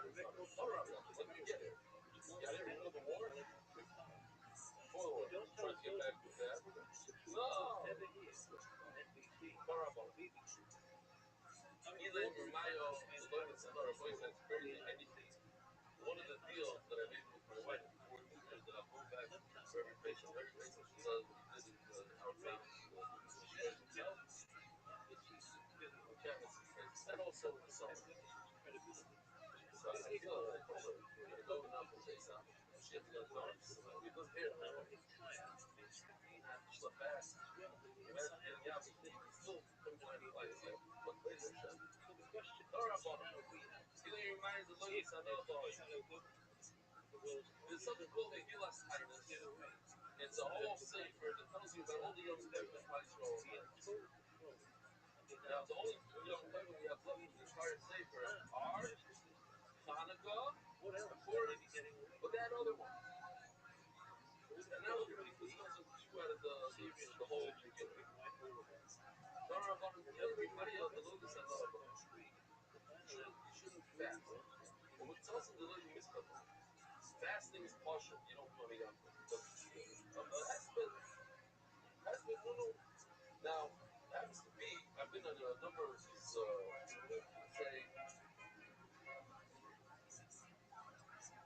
it's like the hospital, mainly, you want to see that this son should not be the leader. No, it is not mean that he should be the leader. It meant he should be the leader. The man is the leader. Had he known that he was going to be assassinated and Iran is in such trouble, Mustafa would have said, I'm sure going to that didn't really mean to be any spade. Some men don't spade. Sure, you could do it. So now we're going to do different things. This shop is Iran. What a thing. Unbelievable. Yeah. So certain things you don't do spade, and that's what that's those females that we send. And, the Hesed emails should be for Hesed, not a Hesed. When I'm starting now.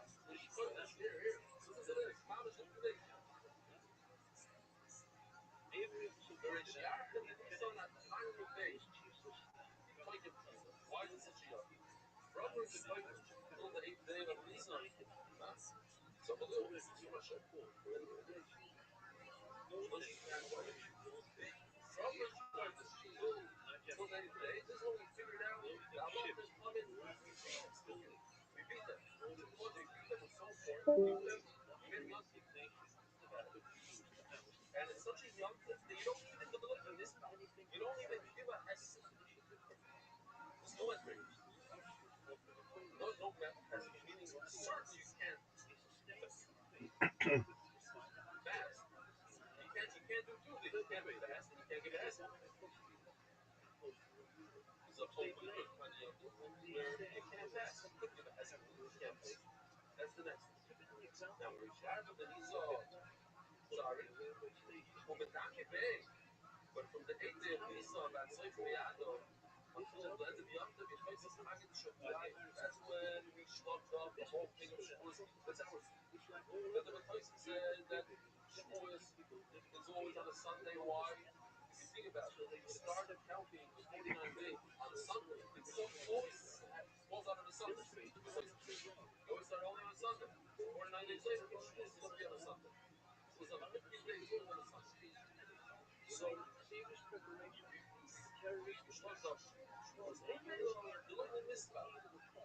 Rashi, if you look at Rashi, Rashi takes out the word Elohim in this part. That's a little heavy. He puts in Elohim Nisano. We're not that strong. Over here, it's a pain. Now we have to understand. What in the first one, people would come and say, oh, it's such a huge yachting. You shouldn't fast and also know it's big. But here's a little weaker. If you give a shura, then let's not get carried away. So says Rashi, I will look up short. Let it do a kindness when you give them first. So I'm simply zero. It's not as happy. It's not a big win. Like the talk is why. That's sort of what you should write a little bit. They came up with a dog that should be on the something. It's not a good proof. Other ways to write the gray of the part of the finger. So because the harder it is, the harder the fight, the greater the symptom, and that's why the soul gets no head. You take again, but this place takes it out, he puts in no, so what's going on? They were saying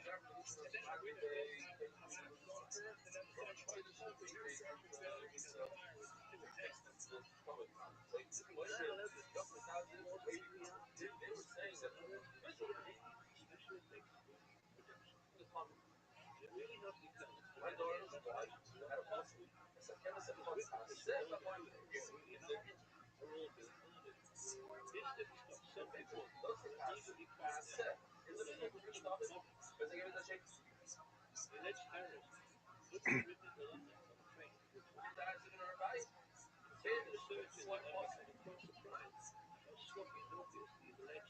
stop every day. So I guess what they think the puzzle is they it's a parable. The division was really lovely. My attitude was what was that? Easy, shine, no. It's a public thing. The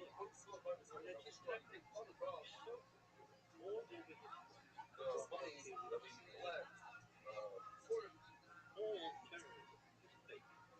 It is a military the money pay that's so because the money provides this one it's all doing simple from the 8th day of this until the Yom that face away from Zeretz after Sugi now that the Lord said that will start spiritual there on a Sunday. Think about every mission. Exactly what will have to go argue this. Look at the debate. Shaitan. Man, that's one of my favorite words in the Shaitan. How do you know this? Well, you also have to show you what Rashi says. They don't have the guidance, so nobody even knew how to answer.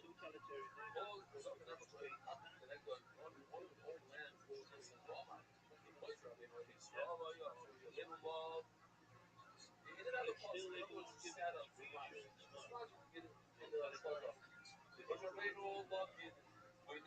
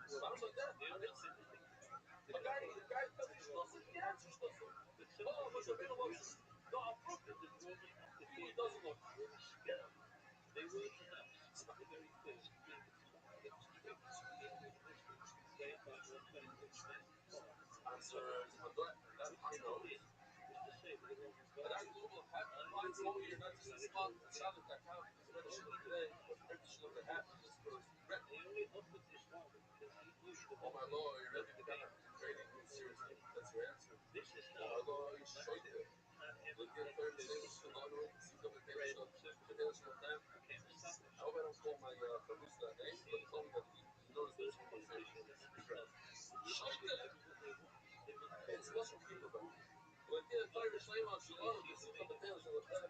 We, yeah, the Tyler Schleiman, Shalom, this is the Taylor Shalom. What you're saying, you don't have any right to come over. Guys, you know what first. We have a Torah, we have a whole system of Talmudim. The Gemara went into a whole series now of 7, 8 today's now. Easy one. Very similar. This ride is exactly. Once let me go over this information you have a contradiction when it says this information you have. You're saying, I'm sure the yoga. Whenever you start, you know the week on a Wednesday. However, it says 7 full weeks. What does 7 full weeks mean? You start on a Sunday, you end on a Sunday. So,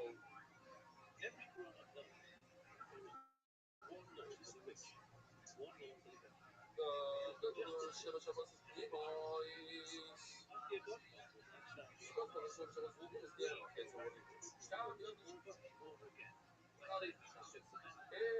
starts on a Sunday, you have 7 weeks. That's a Shabbos.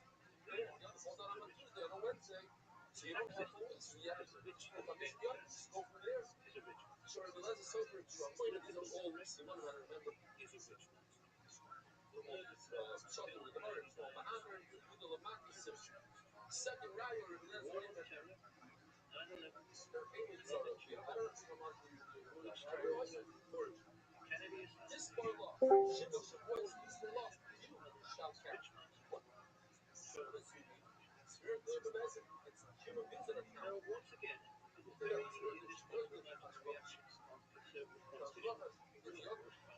Shabbos Bereshit. Shabbos Bereshit means something. That's also Shabbos Bereshit. Nobody counts a Sunday just because of the law that you ever paid attention.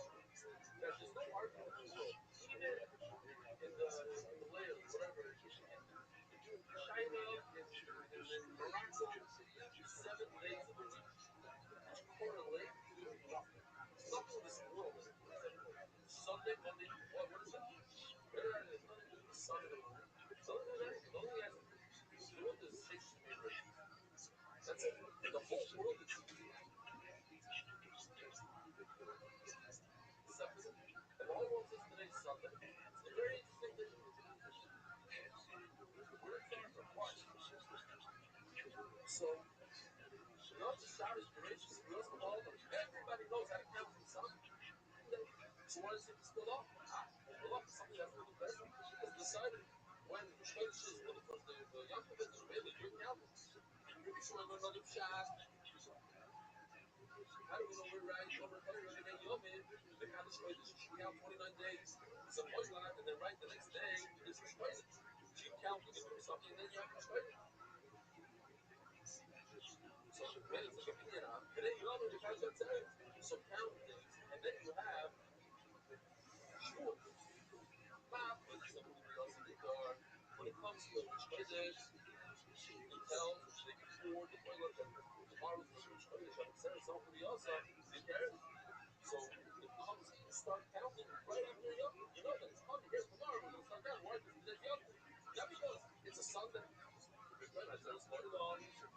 But of course, then it starts on a Sunday, and you can just look at that. How do you tell it from the day before? What's special about it? We're going to learn the Loimer very similar, right? The Loimer, what's so similar? The Loimer allows us to eat food on the crop. The Shnei Lechem, the Shnei Lechem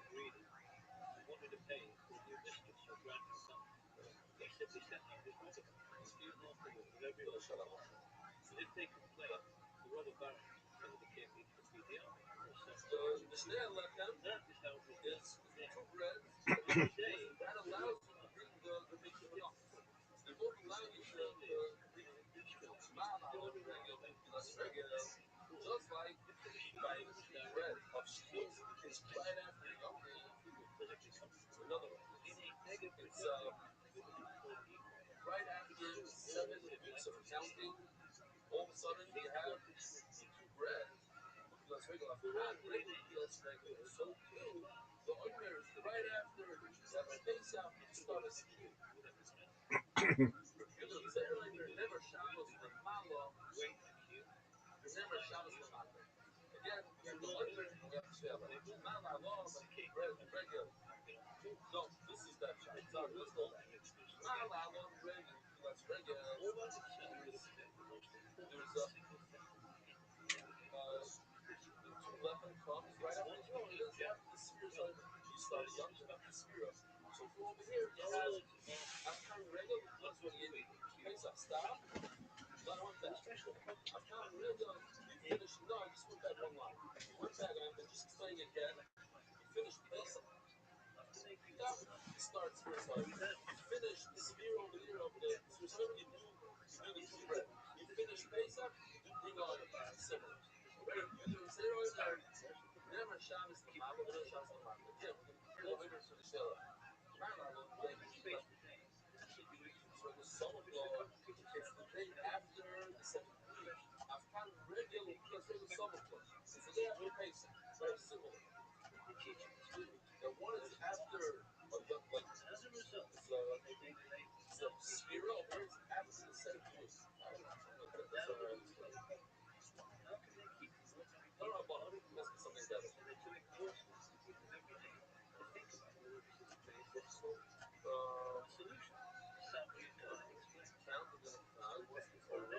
Never Shabbos the Mabel, never Shabbos the Mabel.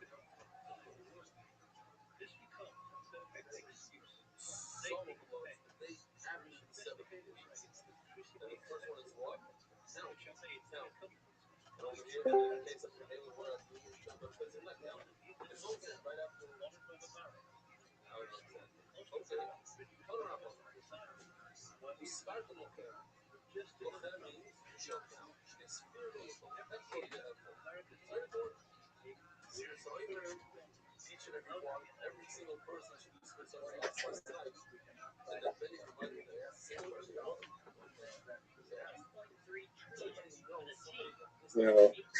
Yo, dog, what are your thoughts? Sounds pretty cool. I did too. Believe it or not, I wanted to critique it more. Like I've seen like every one of these documentaries that they've ever put out, and I've seen them for 20 years. And this one could play as a podcast, or it could play as a documentary. It had a narrator. It kept me up to date. It gave me explanations. It there are some things I slightly disagreed with, like exactly how the Kennedy assassination went down. But the big takeaways that I garnered or gleaned from it that were really important to me were that autopsy picture of Kennedy where his eyes are open. That never made sense to me if he was shot from the front. But then now knowing that that wasn't Kennedy, it was just that cop, J.D. Tippit, who looked like him, was really interesting. The G. Gordon Liddy as the shooter of J.D. Tippit was really interesting to me because I'd always heard that, but I never put it together exactly how it went down. Um, and how Watergate wasn't really about an election by any means. It was about perhaps Nixon wanting to publish the pictures of what happened with the people with the CIA or whatever. And they were like, no, you're not going to do that. And so they used the same people who basically pulled off everything with Kennedy uh, to be the plumbers, or what they were called, the plumbers.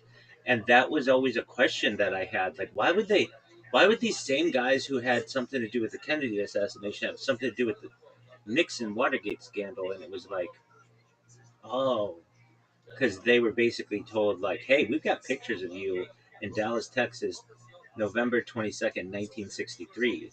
And if you don't go in there and get these pictures, we are going to uh, basically come public with them. Now, Do I think that's exactly how it went down? I think there are other forces involved with all of this, but um, that was all really interesting to me, and I see why this is such a popular documentary in terms of um, like the non-mainstream, and why you can't find it on YouTube anymore, and why it's considered so controversial from a documentary point of view. I thought it was excellent. The fact that they have a narrator throughout the whole thing that's telling me the story, that they're using facts, that they're not jumping to conclusions, that there aren't major periods of just silence, and um, that's all. I mean, from a documentary point of view, this is the best, most engaging documentary. Like that's like 3+ hours long that we've watched. We've watched some documentaries that are like an hour and 10 minutes long, and I'm not focused on them at all because they have a lot of silence in them, and they just expect me to like take in the environment or whatever. Like I get it. If I see a picture of something, I get it. I don't need to look at it for like 10 seconds, and then a landscape shot, and then like four more clips of something. I get it. I know what you're talking about. But um, so overall, I'm glad we watched it. It's allegedly like one of the great non-mainstream videos of the last 25 years. Um, did I know everything that was in it? No. And it made me think about some things. And um,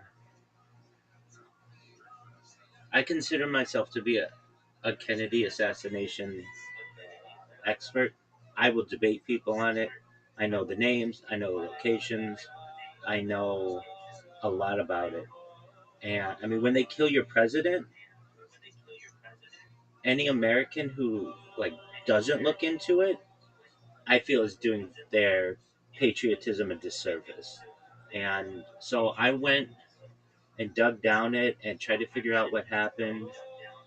And like if you in the United States, if you discuss this stuff in public, they um, name call ad hominem attacks. But for anyone who really is a truth seeker who wants to walk out of the back of Plato's cave, these are necessary discussions that one must have. And not tonight, and perhaps not ever, but the best documentary I've ever seen on the Kennedy assassination is called. Uh, I don't even know what it's called. It's the James Earl Files story. Basically, they have the guy. He has since died, but he killed Kennedy with the fatal shot from the grassy knoll. And if you're like, well, how do you know he was the guy? Well, he knows so much about it. There are pictures of him there. Um, he talks about the bullet he used, the gun he used. It was a, it was a, the gun he used was a Remington Fireball. The bullet he used was a mercury-filled um, hollow bullet, hollow bullet, hollow point gun. The reason why they used a mercury fireball, a Remington Fireball, I should say, um, was because it was like a short barrel, but which allowed him to put it in his jacket. Um, I mean, and it's like, okay, well, how did they get this interview of him? He was actually in jail when they did the interview, and that's like, well, couldn't anybody say what they want from jail? Yeah, but he was there at the time. He has pictures of him with Lee Harvey Oswald. Um, he has pictures. He talks about like his journey. He drove from. Is it Oswald, the like alleged shooter? Yeah, but he didn't shoot him. He was just a patsy. And as he said, his last words, the last words of Lee Harvey Oswald were, "I'm just a patsy." And a patsy is someone who you blame for doing something and then you kill them. and literally he yells, I'm just a patsy," and then um, Jack Ruby comes up and shoots him on live television and kills him. And it was just like getting rid of a loose end. And then Jack Ruby went to jail because of it and quickly died in jail due to cancer. They allegedly gave him like some kind of radiation poisoning, and he died very quickly. So it was like basically tying up the loose ends and tying up the loose end and tying up the loose end. And this documentary makes, I think, a profound argument that George Herbert Walker Bush was the mastermind behind the Kennedy assassination, and I think there's a lot of credence to that. Um, if you know anything about George Herbert Walker Bush, he was the head of the CIA. When they asked him, "Where were you on the day of the Kennedy assassination?" he says, "I don't remember." And like I can tell you exactly where I was on 9/11. Anybody who tells you like anybody can tell you their location on a given day when they find out something like important in history. It's called the flashbulb memory. And so for him to not be able to say that is quite curious. And then people have since done digging up in newspaper articles, and George Herbert Walker Bush the night before was published in the newspaper to be speaking at the local Freemasonic lodge in Dallas, which is, questionable in itself. And there's that picture of him standing outside the Dallas police station that looks a lot like him. And the CIA is just incredibly corrupt, incredibly um, against the interests of the American people, and there's nothing we can really do about it. It's basically an open secret that it conducts espionage, not just globally, but also on the American public. John F. Kennedy had a quote that he wanted to smash it into 1,000 pieces, and I see why.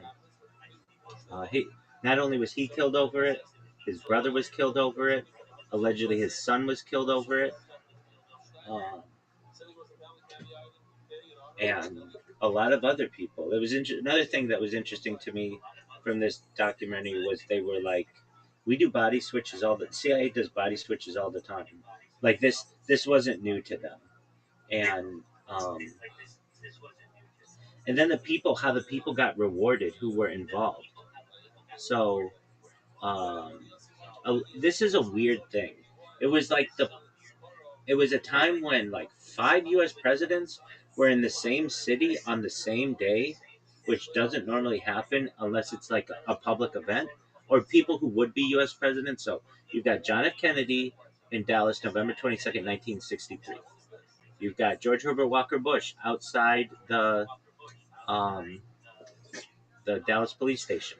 You've got Lyndon Baines Johnson, who would be sworn in on Air Force One, and they force Jackie Kennedy to be there alongside him. She has blood all over her pink um, outfit. You have, uh, well, I should say, there were pur- purportedly five. Was it five? Maybe just four. Well, five, certainly five um, presidents that were involved.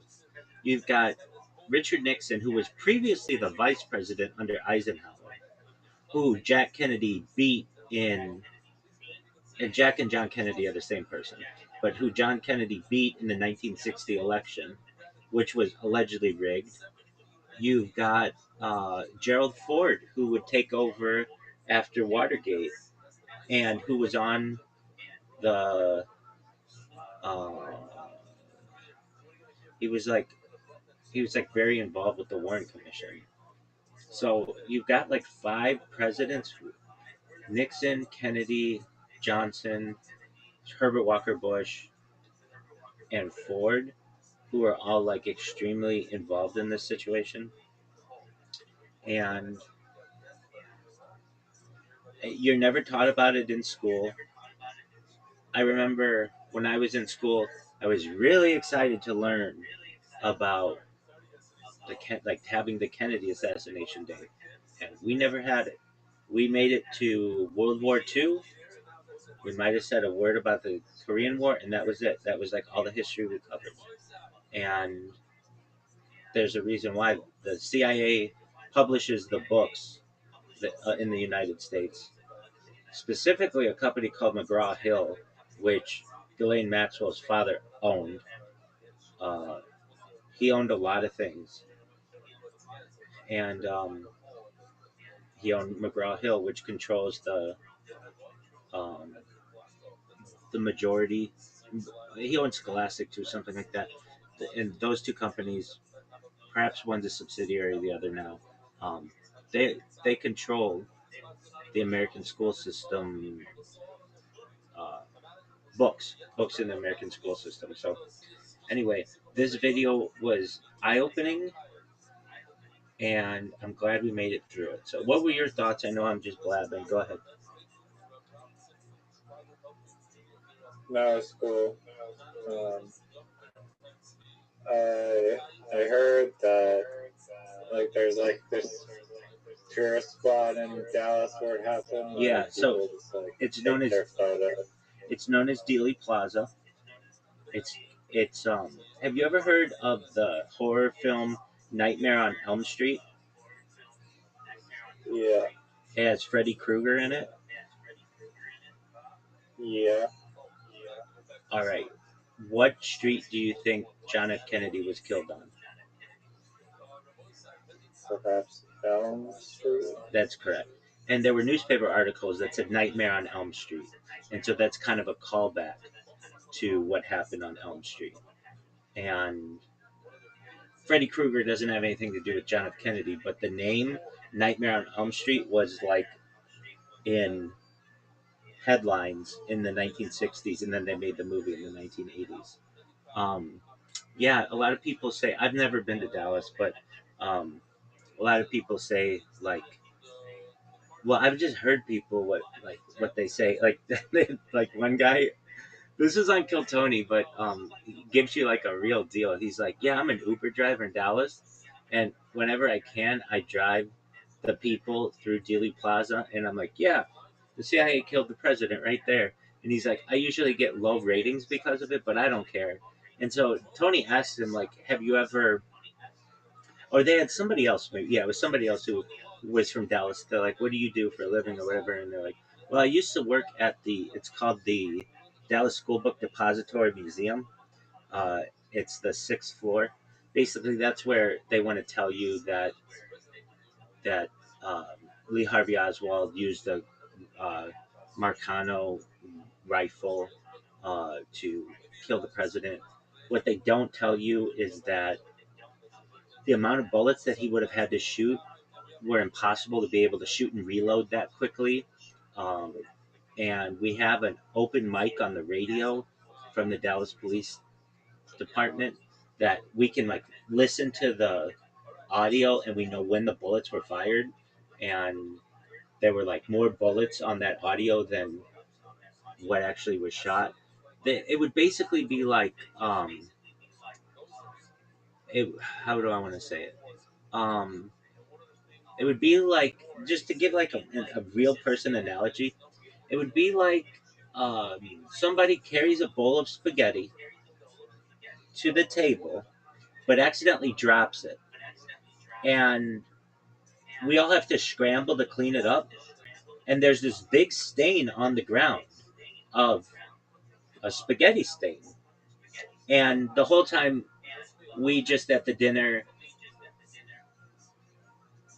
gaslight anybody who asks about that.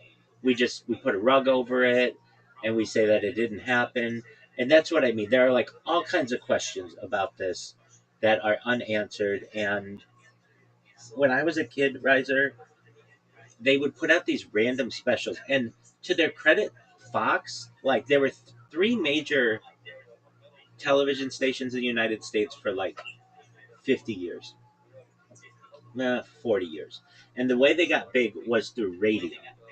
So they were first radio stations, and then they eventually became television stations. Well, Fox was the new kid on the block. Fox more came from the movie world and the theaters, and Fox came out in the 1980s, and in order for Fox to gain traction on the other three, they would put out like controversial um, specials, like on the moon, or they might put something out on like how WWF is rigged, and like they would show like behind the scenes how these guys actually aren't taking punches. And another one was called uh, Magicians Unmasked. They would, or the Masked Magician, something like that. They would have a magician who would show how all of the tricks are done in like major magic, and have been for a long time, and that would get a big audience, and then people would have more and more trust in Fox. And Or what's the WWF?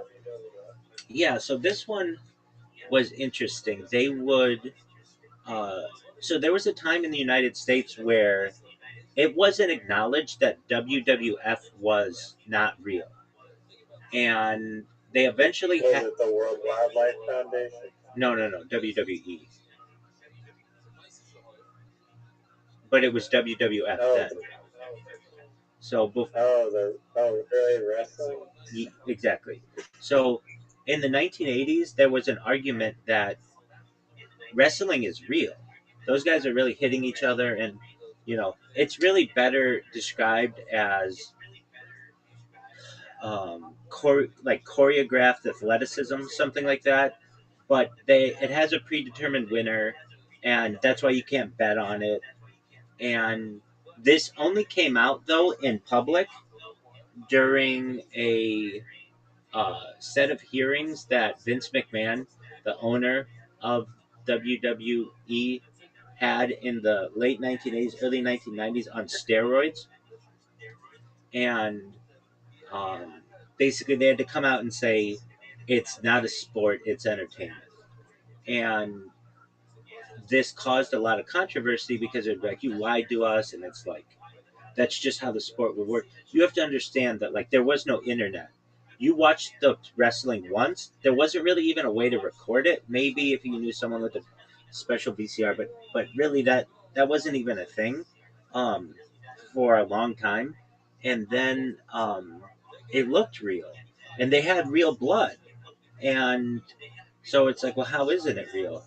And like there were no like chat rooms, and there were no forums, and there was no social media.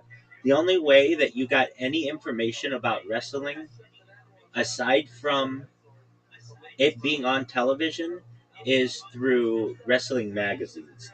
Wrestling magazines were really popular in the late 80s and early and into the 90s, but they wouldn't admit that it's choreographed athleticism either.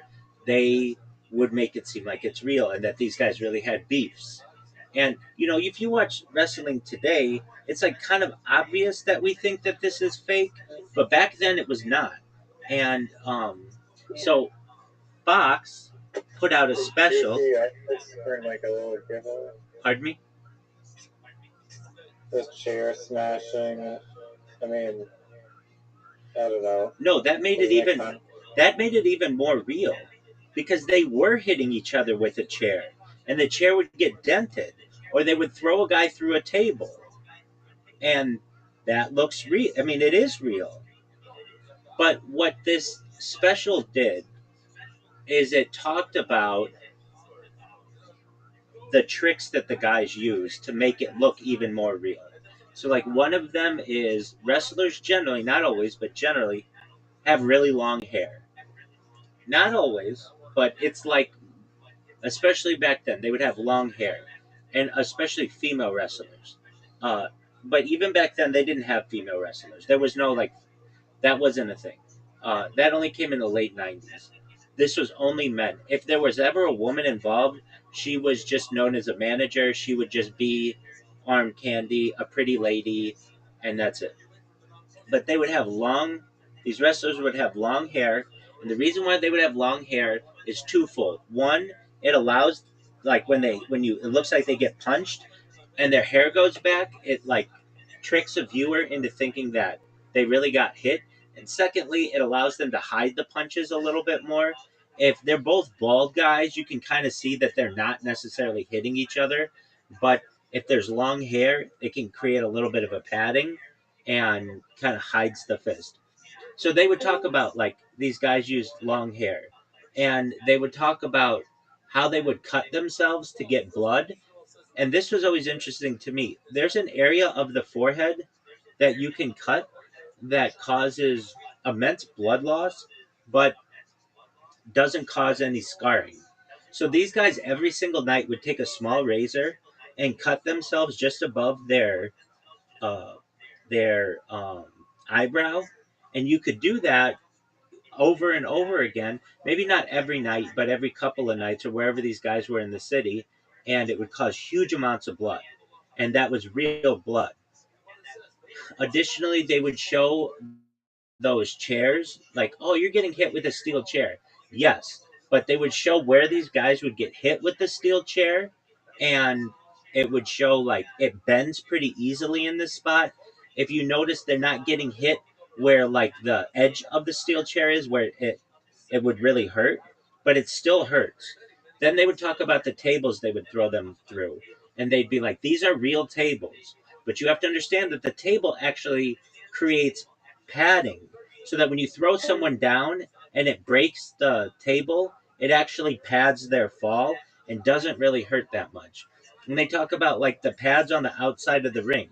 They'd be like, now these things aren't like a trampoline, but they do allow for some padding. So it doesn't just straight up, it's not on concrete.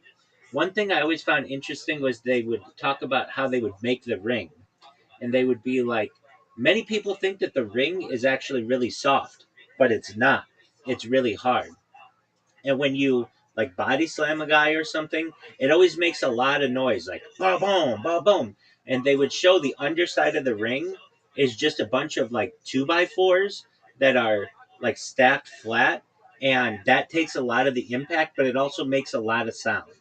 And they'd be like, they just take this thing and they break it down and they go from city to city, like, and it came from the world of the circuses, where you, like this is like wrestling is a direct tie to vaudeville and the circuses, and going from city to city. And the fact that they weren't in your city more than one night meant it was really hard for the audience to see these things multiple times and to get an idea of what was going on. So that those are kind of things they would show. They would also show like oh what like um that they would sometimes use blood caplets in a guy's mouth to make it look like they ate glass or something. They would use like they would show what it's like to get thrown into like these metal, like the metal chairs, if you like, or metal stairs, if you've ever seen those, really hurt. But they would show like that the guy's not really falling into it, he's putting his arm down first and patting himself. um they would show like when a guy jumps on you from the top rope, he doesn't just land on you, he like creates a little, like he's on all fours basically, and allows your body to fit right in between his body. And then they would show like how when they do the like the pin count, like 1 2 3, that it's rigged. They know that this is going to be not on the first time, so it's like 1 2, and then the referee knows he's not going to go down for the third one, so he'll kind of be slow about it, and then they'll say that you pulled your shoulder up or something like that. What else would they talk about? Just like the cage that they use. They would use like a cage to like intimidate people, but in reality, the cage like a lot of times is just like chain link fence material, and so it's kind of it's springy, and you it's not like a true cage would be. So sometimes it is. So that kind of stuff they would just show, and that opened my eyes to how all of that worked, and actually gave me some credibility with Fox. Then Fox, like at the end of the at the end of the decade launched Fox News and then kind of went in the political world. But before then, they were just trying to get viewers. So they would have these like really controversial specials on, and that kind of that opened my eyes to it. And but again, like the Kennedy assassination was something that I would. I wrote a paper when I was in ninth grade. Um, I remember the the teacher said we could write a biography on one person. So basically, um, uh, it was all boys, and we would get a week off every year to do a project. And during that week, our parents would go into the school and have evaluations, and they would tell us like how we were doing in school, what we needed to improve on, and stuff. And um, during the week, since the teachers are doing the evaluations with the parents, they can't be teaching class, so they give you like a week of a project to do. And so in ninth grade, we had to write a biography. And I remember there's like uh, the teacher. We went around the room to say what we wanted to do biography on what we wanted to do the biography. And I remember I said, like, one of the kids maybe before me or after me said, I want to do the Wright brothers. And the teacher's like, okay, that's fine. And those are the guys who did flight. And somebody else was like, okay, I want to do Teddy Roosevelt. And they're like, okay, that's fine. And then I say, well, I want to do the Kennedy brothers. And the teacher's like, you can't do the Kennedy brothers. And I'm like, why not? That kid gets to do the Wright brothers. Why can't I do the Kennedy brothers? And he's like, because the Wright brothers got famous because they did one thing together. The Kennedys were different. They did multiple things individually. And I was like, well, he's like, you've got to pick one.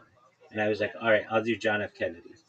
And I had a week to write this paper. And I remember I wrote like a 30-page paper, which is pre chat GPT or anything like that. That's a long paper to write. But I wrote it on the Kennedy brothers. I just didn't necessarily I wrote on the whole Kennedy family actually because I thought that was a fascinating story. But throughout it, I I Ignored the teacher's comments or oh yeah, absolutely. We'll get to that. But within my writing, I rejected any kind of claims of it being more than Lee Harvey Oswald. I just went with what the book said. And like in my opinion, if I wrote this really long article on this, the what the book said had to be correct. And I remember the teacher came to me and was like, I thought you were writing this on John F. Kennedy. You wrote this on the whole Kennedy family. And I said, well, he's a member of the family, and I wanted to give a background on him. I wrote the first 10 pages of this just on like his great grandparents. Like it was way back in his family because I found it to be really interesting. And I followed the book and I wrote it myself. And at the end, the teacher was like, so, um, do you think anything happened with his assassination? And I was like, nope, it was one man, Dealey Plaza, sixth floor. And the teacher knew more than what I knew, but didn't want to lead on to that. And I think at one point said, perhaps at the end, like, well, as you get older, you might want to look into this a little bit more. And I remember I did I did fine on the paper, but it was just it solidified in my head like this was just one person who killed the president and that's it. And anything else about this discussion is lunacy. And um, then my world started getting torn apart after 9/11, and I used to debate these guys openly about the war in Iraq and how we were doing it for freedom and we were doing it to free the Iraqi people and stop uh, weapons of mass destruction, all that shit. And these guys who have been around a lot longer were like, it's about oil, it's about control. If you can't see that, I was only 16 at the time, but they'd be like, if you can't see that now, you'll see it in the future. And like, I wish I could go back to those guys and like tell them all. Some of them I did, but like I'd be like, I was so wrong about what I thought. And so that was the first time I remember arguing with this one guy. He we were at a golf course, and we were together like the whole day, and all I did was want to talk about the Kennedy assassination with this guy. And can you imagine, like, you're supposed to be working, and all you have is this pesky 16-year-old kid who just wants to talk about the Kennedy assassination. You're just like, shut the fuck up. Um, but nevertheless, really interesting, really interesting time in my life. But we found that, or I found that as I got older, I started getting into these documentaries, and the internet went from being text based to photo based to video based. And once it got video based, there was this huge amount of documentaries that got put out in the early days of YouTube. I can remember the first year of YouTube, I just sat and watched Seinfeld on YouTube. Like, there were no like copyright infringements. There was nothing like that. I was watching full episodes of Seinfeld um on YouTube, and I just thought that was as advanced as technology would ever get. That I could watch Seinfeld without commercials. That was a really big deal. Um, and then eventually these videos would come out, these documentaries, and I would like force my friends to watch them. My friends didn't want anything to do with this stuff, but I'd force them to watch them, and then be like, "Wow, that was really interesting. That opened my eyes." Some would talk to me, call me, email me years later, and be like, I can't believe you were right on all that stuff. And that was like such a endearing, like, good feeling to know, like, I impacted someone's life from an informational standpoint. I remember talking to this one girl, and we were going through all of these things, and she was like, I went to this party, and I was talking to them about everything that we had talked about, and they were really, really interested in it. And they were like, she's like, they were eating out of my hand, like, basically all of this stuff. And then I went and I dropped aliens on them, and they all laughed at me or something like that. But now today, like, that girl knows that what I have, like, I spoke to her like a few years ago, before I started streaming, and I was like, she knows that I was right on all that stuff, and that it isn't so ludicrous. But back in 2005, 2006, 2007, 2008, 2009, 2010, just there was no like alternative voice out there, or very few. And um and now you get people who are red pilled at really young ages, and they're woke at really young ages, but back then it was not that way. So anyway, watching this documentary, it's the first time I watched a documentary like this in I don't know how long, a long time, and uh, and it was interesting to me, and it connects a lot of the dots. It's like not really that good at any single story, but it's a good overarching discussion of the people who may have had something to do with this. And um, so yeah, I mean, that's kind of my story of my journey of how I awoke. And um, I find in my community, uh, just generally, there is not like mainstream orthodoxy rejects anything that isn't centrist. But if you get people behind closed doors, and you get a couple glasses of wine in them, they talk. And I recognize that more people know about this stuff than are willing to talk about it. And um, so anyway, I I find that I find that's true. Like, if I were talking in front of 1,000 people, they'd all be like, "Oh, you're wild, you're bonkers," and all this stuff. But then if you get any one of those people in a room together, and you're able to talk to them about it, they go along with what you're saying. I find it like when I do these podcasts with people, there's like something in groupthink that once someone rejects it, then everybody has to reject it, or they look like outsiders. And but when I'm in these podcasts with people and they ask me about advanced propulsion and aliens and stuff, people are really serious about that they believe, and they're just sometimes afraid to have the discussion that they believe in. Um, Kennedy's part of this. Some of these other things are part of this. So um, I'm not a I used to be more of a fan of Noam Chomsky. He's a MIT linguist.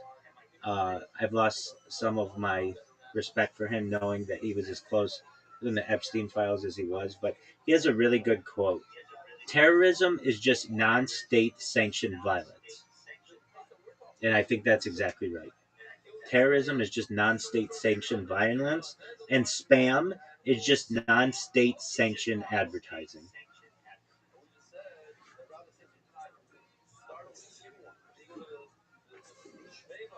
100%. I love that. That makes me feel good, Riser, because you see it. You see what people go through and trying to get out the truth and things like that. Um, so these for people watching my streams in the future, I talk to you all like a time traveler almost, not a time traveler, but like someone who knows if I do this enough, somebody's going to hear my voice. And tonight will be an interesting documentary if people watch it. And um, then there's this like depression that sets in, like, how do I control this? What can I do? And there's nothing you really can do, except live your life, hug your kids. Like that's all you can do. It's very leaves a bad taste in your mouth, and that's all you can do. All right, so I take it it's too late for me to whoop your ass. Is that correct? No, are you ready to lose twice in a row? Dog, warm up games are not losses in your opinion. I mean, it still counts as a loss. It's a loss at a warm-up game. That's a loss is a loss. Artificial. Okay, just one moment. Actually, before we do that, um, I'll send you an invite. Hold on. Oh, okay. 15-minute video we have to watch. No more videos. But I am. So when I watch these documentaries, I'm not writing articles, but I sort of am. I like take an idea that I have or that we've discussed, and I'll put it in the chat GPT. I'll say, make me a 10 out of 10 Harvard Law Review Blue Book footnoted article. It'll do it. I'll put that into Copilot, ask it to evaluate it 10 out of 10 logical soundness. It'll say it's like a 9.8. I'll ask it how it can be better. It'll tell me. I'll put that back into ChatGPT, get a 10 out of 10 in ChatGPT, go back to Copilot. It'll say it's 10 out of 10, and then I get it ready to be published on Medium, but I can't publish it because I can only do two at a time.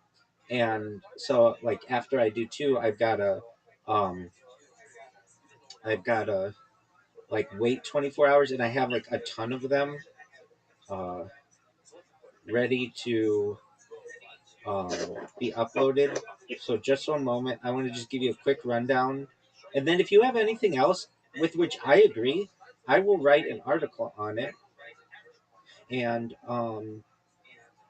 I don't quote anybody in it generally, but you'll get some credit, um, and I don't need credit. you don't need credit. You don't want credit.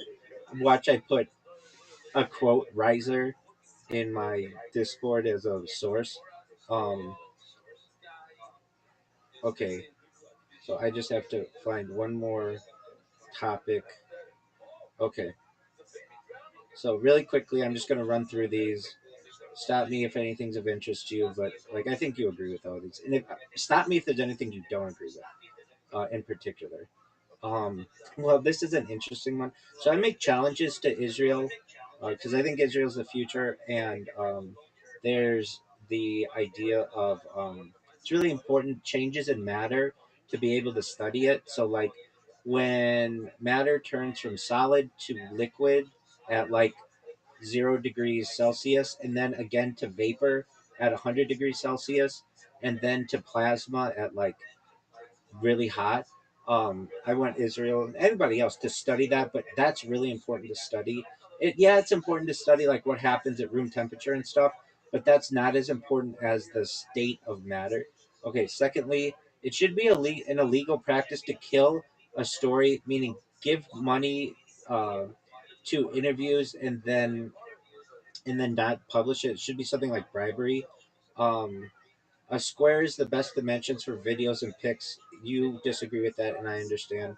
Um, there's so much space for clicking on a computer and a phone. They should condense it so that more can be seen on the screen. Internet speeds in a phone. Why is it 1 bar, 2 bars, 3 bars, or 4 bars for like digital connectivity? Why isn't it like you have like 95% connectivity or 2% connectivity or whatever? Same with Wi-Fi. Why is it 1 bar, 2 bars, or 3 bars? It's been the same for 20 years that it needs to improve. Another thing, I make an argument that policing should be against OSHA. That's like the Occupational Safety Hazard Association um, or administration. Same with firefighting. It's like too dangerous of a job, and we need to eventually like wean ourselves off of that. Errant golf balls should be charged to the course. Um, I think peeing in public is not as bad as people make it out to be. I don't think it should be considered a sex crime. Today, many people are on the sex offender registry because they just had to urinate really badly, and I don't think that should be the case. Um, there is an obsession with in crowd acronyms. So, like, we use them, but you know what they're like J-yoring. If I just said to somebody, oh, that motherfucker's J-yoring, they'd be like, what the fuck is J-yoring? You'd be like, oh, jerking themselves off raw or whatever. And jerking yourself off raw, and they'd be like, oh well, I didn't know that. Like, without the explanation at the beginning, it's like it's impolite to just use acronyms and like in crowd words if you know that the other people are gonna have to ask about them. Next is, I think there'd be more lesbians uh who are straight or at least bisexual if men were better, like if men were kinder and not like just we're just more polite and things like that. Just better men. Um, Reddit bias through Reddit bias. There's a thing on Reddit. It's just like a left leaning, a right leaning. Like if you have a sticker on the back of your car that says "I love the environment," you'll be put on a in a subreddit called Informed Warrior Rides. But if you have one that says like um, I love Trump or something like that, you'll be put in like the crazy person one. And it's like both are just opinions. Why is it that like like there's such a like a divergence? Like aren't they both in the same category to some extent? They're just people. It's really just bumper stickers or whatever. The next one is animal population. So basically, just I think humans are evolving to the same thing. Like when you have an animal population, one animal, usually one of the animals, ends up becoming the alpha, and I think the same is happening in the world with media. And you'll have like one alpha person, basically everybody turns to. It just hasn't necessarily happened yet. It happens in smaller groups, but I think it may happen again, perhaps in the future. Another is a skunk line which happens in hair care, where like a woman. This especially happens with people who want to be blonde. They will dye their hair, but then they'll be like their dark roots, and they have to like touch them up. And if they don't touch them up, it'll be like it's called a skunk line.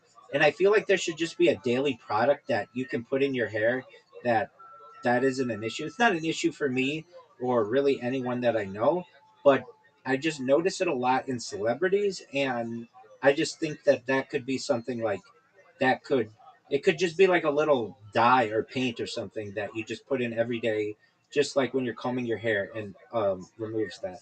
Next is um, calling the aughts the knots. So you can call them either, but this is the period from 00 to '09, like 2000 to 2009.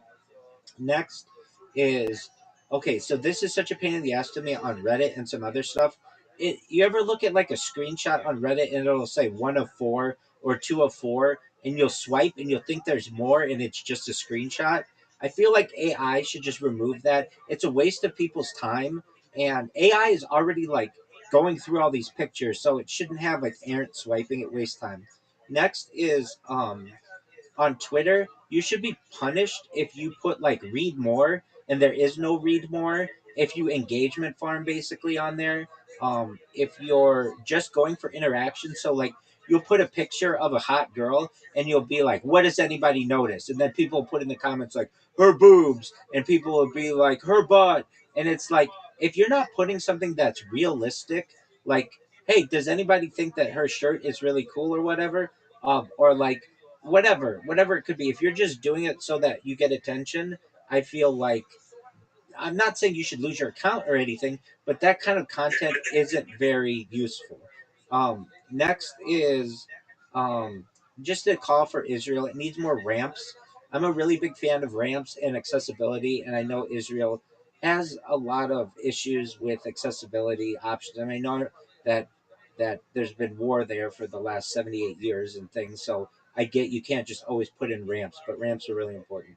Next is the basically like the government just shouldn't really be trusted, and we should just be okay with not trusting it.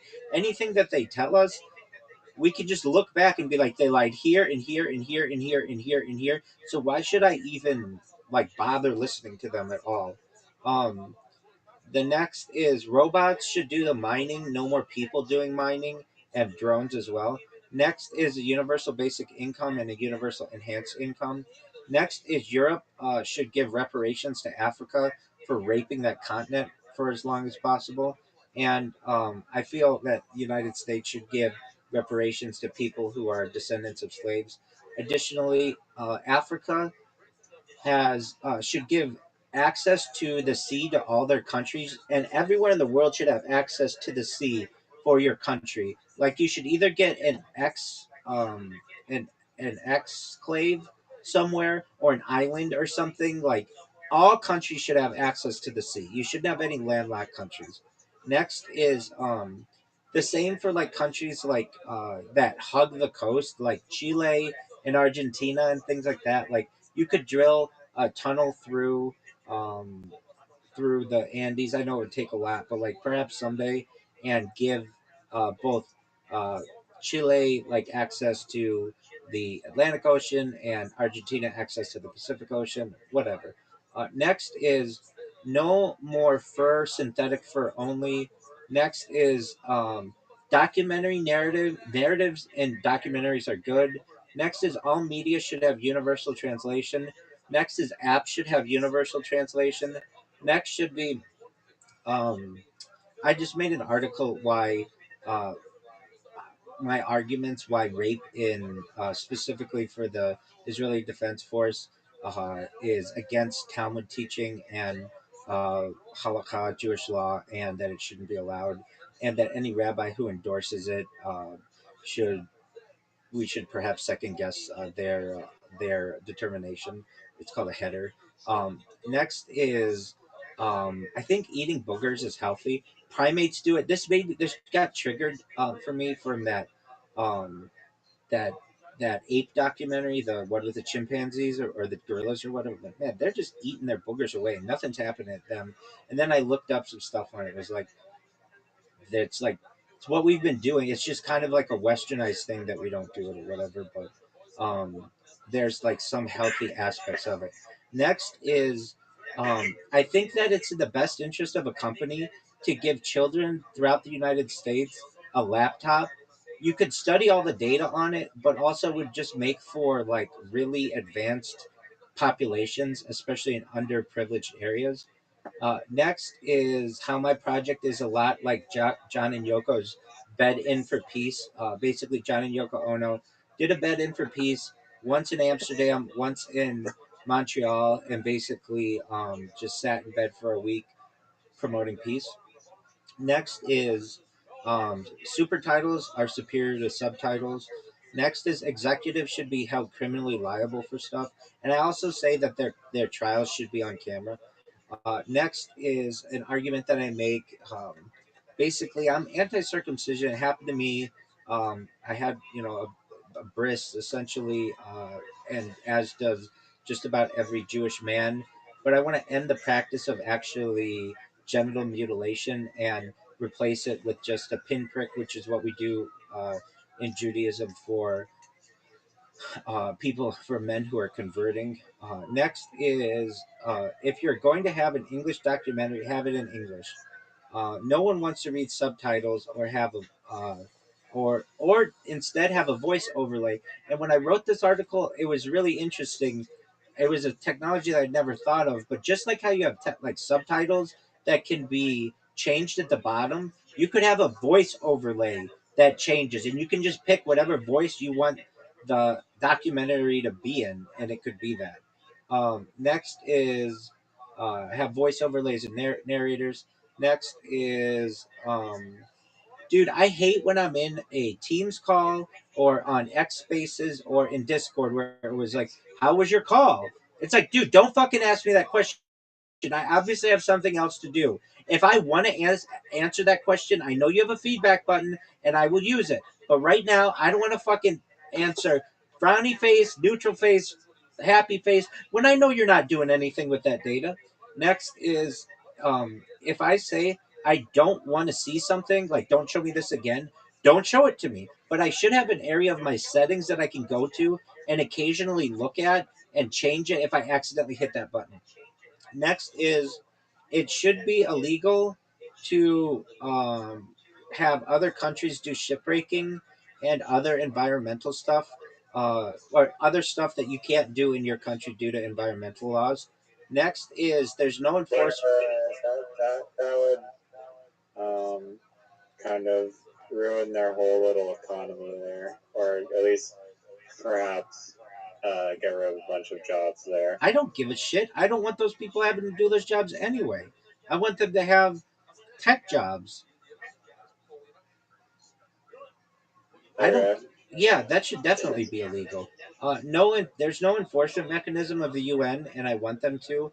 The Basel UN agreement, I want that to get passed.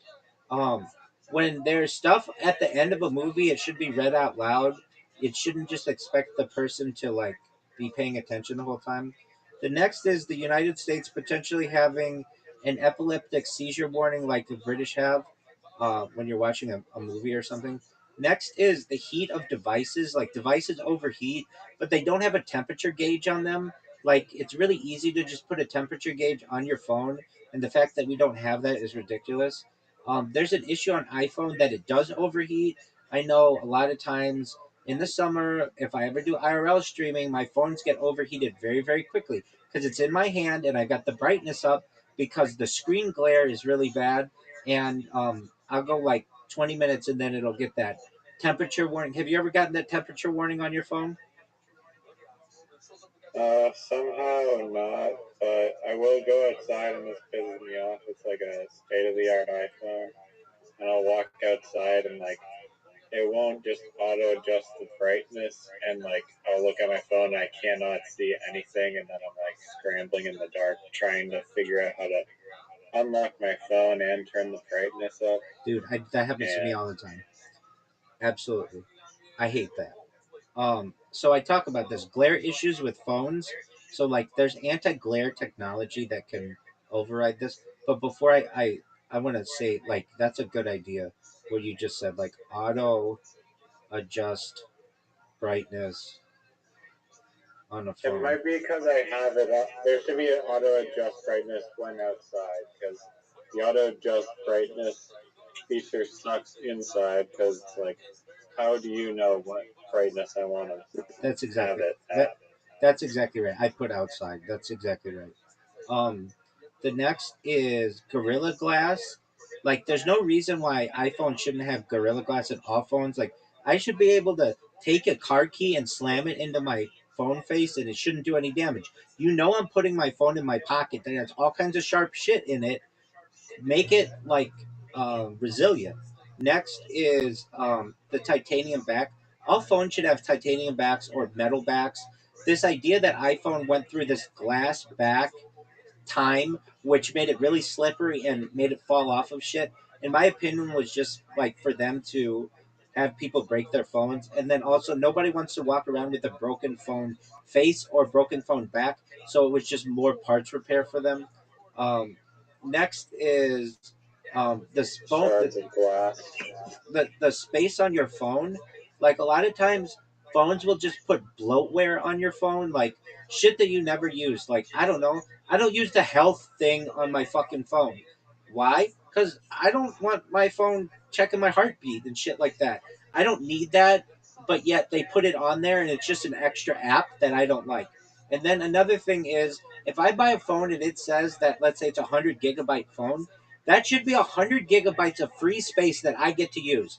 I don't give a shit if your system space needs 60 gigabytes of that. That's a you problem. That's not a me problem. So you figure out what you need to do. But when you sell a phone and it says it's 64 gigabytes or 128 gigabytes or whatever, the user should get that much of storage. It shouldn't be like, well, yeah, it's 128 gigabytes, but 35 of them are the system. No, no, no, no, no, no, my friend. That's on you. False advertising. I agree. I absolutely agree. Next is especially because you need a phone sometimes to, like, for life and death situations, like to call in emergencies and things like that. Phones should be tested. They should work at negative 40 degrees Celsius and like 60 degrees Celsius. Like, these things should work really, really well, like in all temperatures. But like, it doesn't always work like that. And um, I've had a thing, like, especially when I drive in a car, I like, with my GPS, sometimes I like to have my windows down but the heat on, and because the heat is blaring on the phone, it overheats and then I lose my GPS and I can't stand that. Next is um, and you talked about this. I think that it's discriminatory that you need to do two factor authentication, two devices, or a phone line or whatever. Like, low income people don't have that, and even just normal people don't have that a lot of times always accessible to them. And I think it's bullshit. Another thing is up talking. Up talking is like, I like to go to the valley, and sometimes we go to the mall, and it just becomes very common. And I've just wanted to make an article about it. Next is just a campaign to make Israel great again. Israel, in its own way, even before all of the things that happened before October 7th. Hey, what was the thing about the phone? Like two, like one or two pack? One or two pack? Yeah, yeah. Oh, I said two The factor. discrimination and the. I said two factor authentication. You should be able to like register. Like they shouldn't cap you at just creating one account with one phone number. Okay, I'll write that. In my opinion. Yeah, I don't know if you should do unlimited, but maybe like 10. Yeah. Okay. But why can't I have 10 Telegram accounts with the same phone number? I agree with you. Next is a push for Make Israel Great Again. There was a lot um, of political dis uh, disunity in Israel before October 7th, and there's still some of that, and I just would like it to be better. Next is if you say, like, I'm so pissed off because I let you win that literati game that I'm going to blow up the world. I'm so pissed off. You should not be able to be prosecuted for the deaths of 8 billion people because you said something like that. There's a term in business known as puffery, where you can be like, this is the best car you're ever going to want. And that's known as puffery. And the same thing should be in criminal law, that you can be like, I'm so pissed off, I'm going to kill you. And not mean that you really should be charged with attempted murder. Like, there should be something like, people get pissed off, and that kind of language should be understood. Now, sometimes it might be considered, like a threat, but most of the time it's not. Next is iPhones need a flat back, and it's a joke that they don't have it. That it's like at an angle. You were talking about this the other day, right? Yeah. Exactly. Next is a bunch of cameras on the back of an iPhone is a joke. You've got enough engineers there to figure out how to have all of the cameras in one camera. Figure it out. Next is the little inlet for the camera at the front of a phone, like where the speaker is and the camera and stuff. The fact that they haven't figured out how to put that under the screen is ridiculous. I should have a flat surface. The whole screen should be a thing. And I also want to put a thing. It's called an infinite screen or something like that, where the screen actually like curves over the side, and that needs to be really durable. But um, okay, so then and then another thing. I think the best form of I think screens in the future will be sphere shaped, and it'll just have like this little orb ball thing, and it'll be like you can rotate it whatever direction you want, and it'll just always be the same. Okay, but for the time being, all right. Phones should be replaceable, like Lego. Non-replaceable batteries are a joke. The European Union's already making that illegal. Not being able to use a device without a battery while it's plugged in is a joke. So like imagine you have a laptop, but the battery like expanded on, or you just don't have the battery. You usually can't use that device, and I'm saying that you should be able to use that device so long as it's plugged in. It should work. That makes sense to me. You shouldn't need it. Like if I don't need the battery, then the device still should work. I just can't use it using a battery that doesn't exist. But that's not currently how these devices are made. Next is no expandable iPhone storage in an iPhone is a joke. Next is Tim Cook as a CEO is a joke, and I said sayonara to his ass. Next is Zuckerberg's a joke. Next is Sundar Pichai is a joke because he's Google and Google sucks. Next is when I view something, it should go up immediately by one view. So if you have you're like, hey, Rabbi, look at my Instagram post, and I do, it should go up by one view when I look at it. It shouldn't be like a delay or it's a server thing. It should be immediate and exact. The next, I haven't gotten to this one yet, but um, how people rig music streams and people are getting paid on that, and it's fraudulent. Basically, like when you sign a contract with like a record uh, company, they'll be like, "All right, so long as you have 1 million streams in your first year, we'll pay you X amount of money." But you can't trust those streams because, like, you'll listen to the song, but it won't go up by one. It needs to go up by one. Next is paying people based on views is fraudulent. Um, so long as bot farms exist, because that person can just pay bots to watch them and like fudge the numbers. I don't know how you pay them, but it needs to be better. Next is um, let's see here. Uh, no something button on YouTube and social media stinks. No rabdoc button. I don't know what I wrote here. Um no something button. I'll have to go into that. Oh wait, now I kind of remember. No, I don't know what it was. Anyway, filters for everything. So like basically, I should be able to go to YouTube and filter by a given year, a given month, whether the video is 10 minutes long, 20 minutes long, 21 minutes long, between 20 minutes and 21 minutes and 30 seconds. I should be able to go back and see someone's earliest post, their latest post. I should be able to see their latest live, like filters for everything. I don't like this. I agree with that one.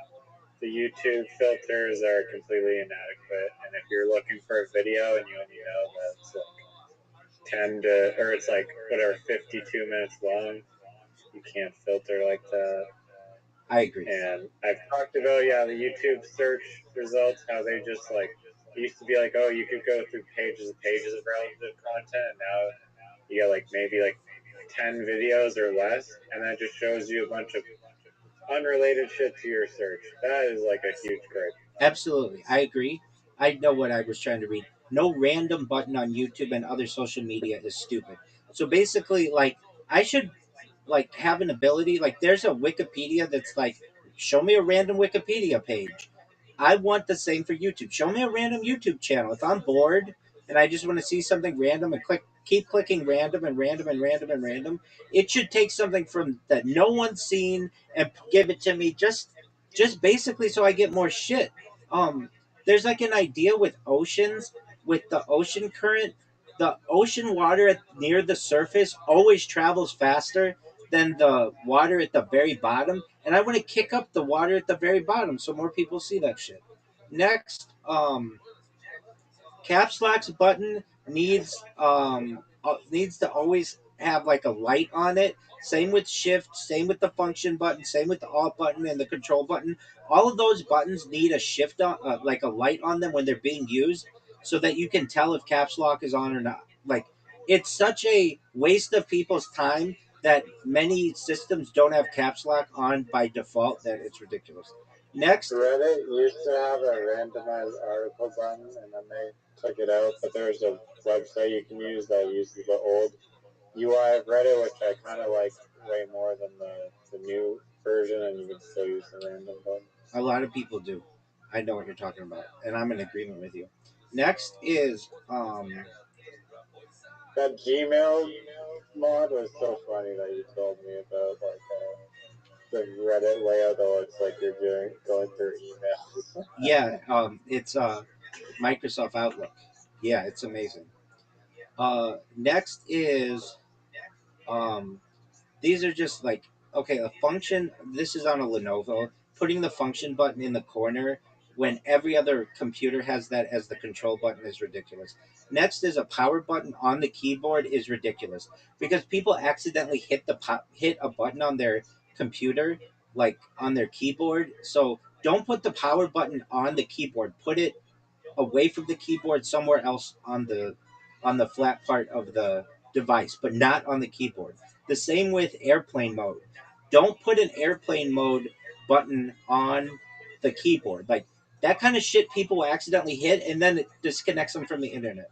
Next is Like I said, like my MacBook Pro, which is a Pro version, the highest end that you could get at the time. I think I got it in like 2017, or I bought it like new 2017 model, and like it had like a touch screen bar at the top for like where like the function keys were, and like other stuff, like they're like emojis and sliders and just like a touch screen at the top, but it was so poorly built that within like a year, like it just started glitching out, and it'd be like, now it's just like I had to just put black tape over the whole screen and buy like I tried like coding it out and just trying to get it not to turn on at all, but like it still flashes super bright and like gives me like if you're prone to seizures, I feel like it would trigger a seizure because it's just like a strobe light and it's blinding,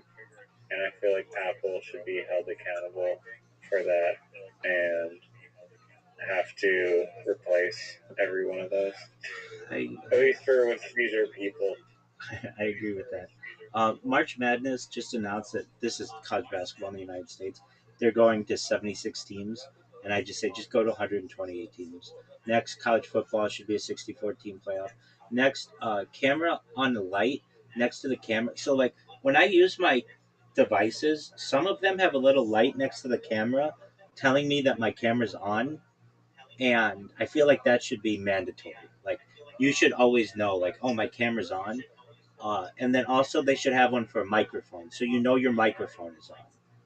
Do you That's think that the like the NHL playoffs, for instance, they could have it where every single team just makes the playoffs, and then how would that affect the strategy of the game?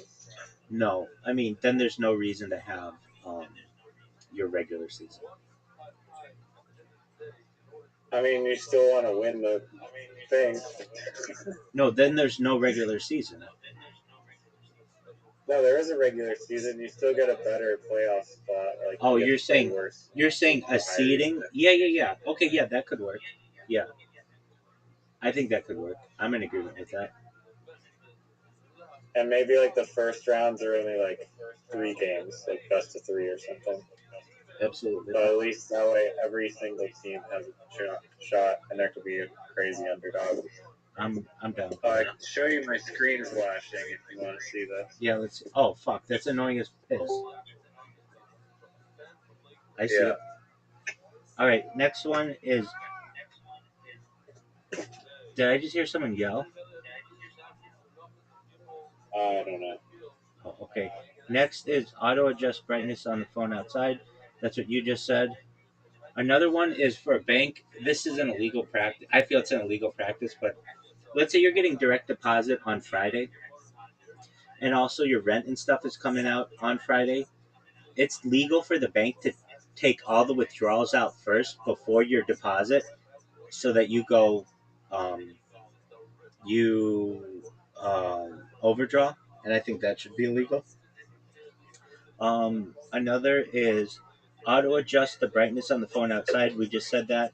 Next is no cap account on the phone number. We just talked about that. Next is infinite screen, and yeah, we talked about all the other ones. So anyway, I wrote on just about all of those. So I've got a bunch of uh, I've got a bunch of articles in the pike, and they're good. All right, I'm sending you an invite. Very interesting ideas, by the way. Oh, thank you. I appreciate that. That means the world to me. No problem.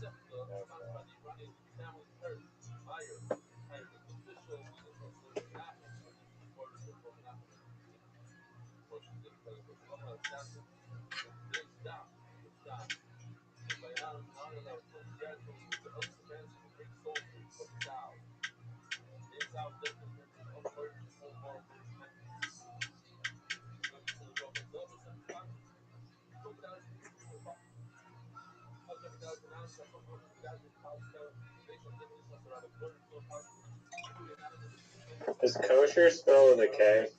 Yeah, Kosher.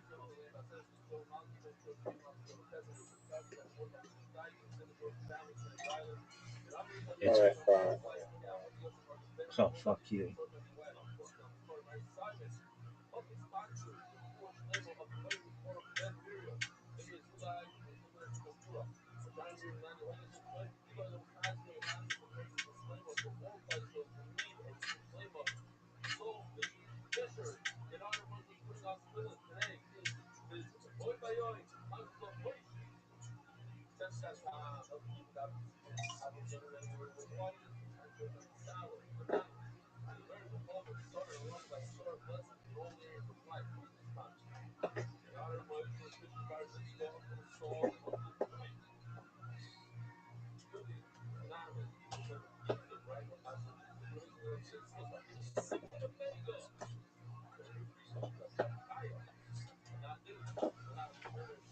I get this thing.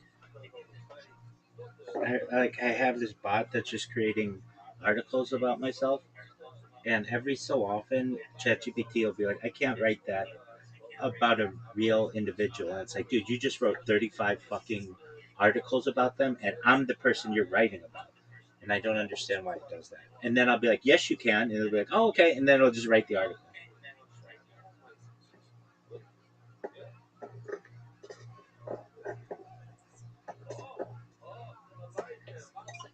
Damn.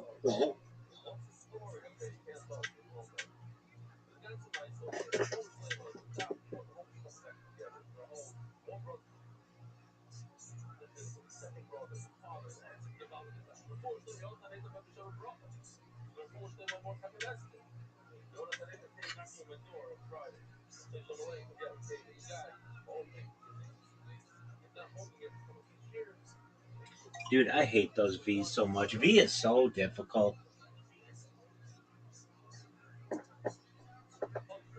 I agree. I got stuck with the V's. I feel like the last like 10 games. But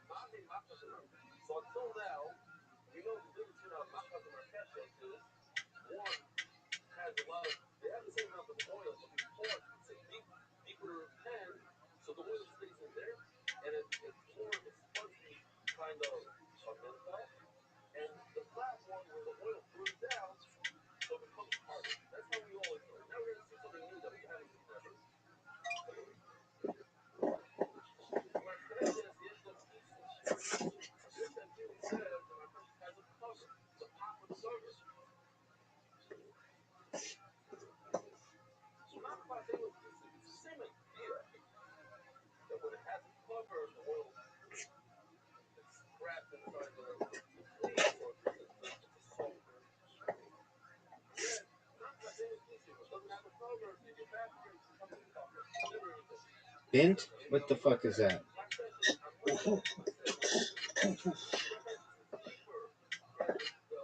Everyone knows what bint is.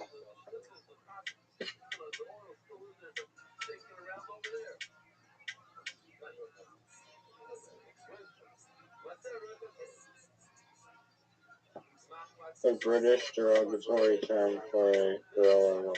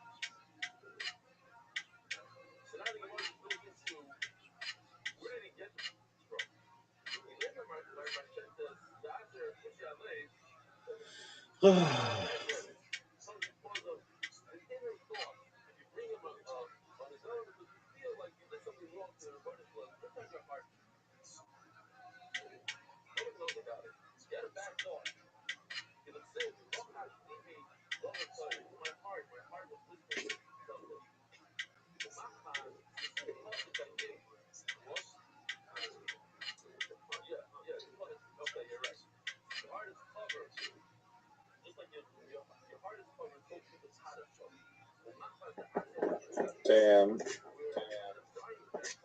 Oh, fuck. Devastating.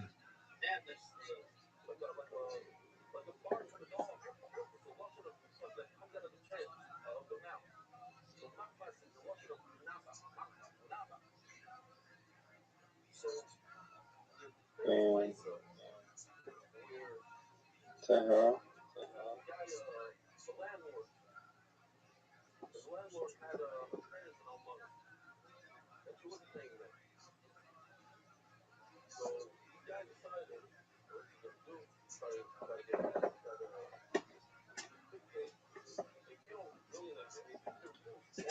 I feel like they should make the game.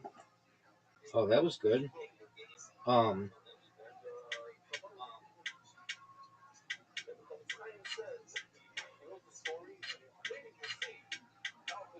um,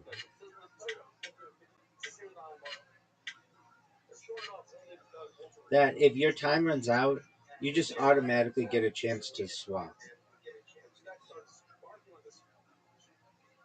No, you gotta. I mean, the swapping's annoying, but they just need to put like actual seconds there. So it's like, I guess you could time it mentally, but I don't know.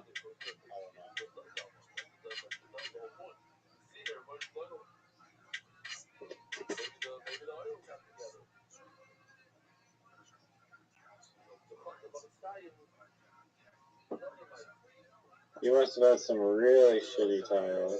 I didn't. I just don't have anywhere really good to play them. That was great.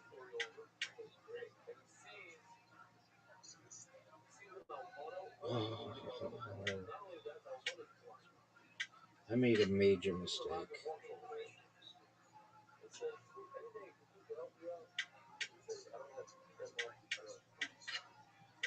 I made a major mistake.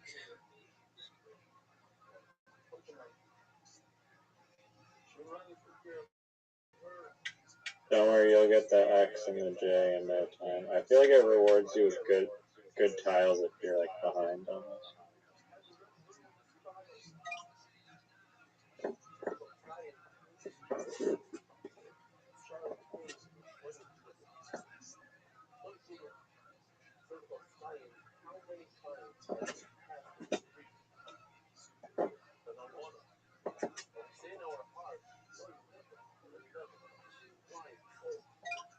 Devastating. No, it wasn't that many points.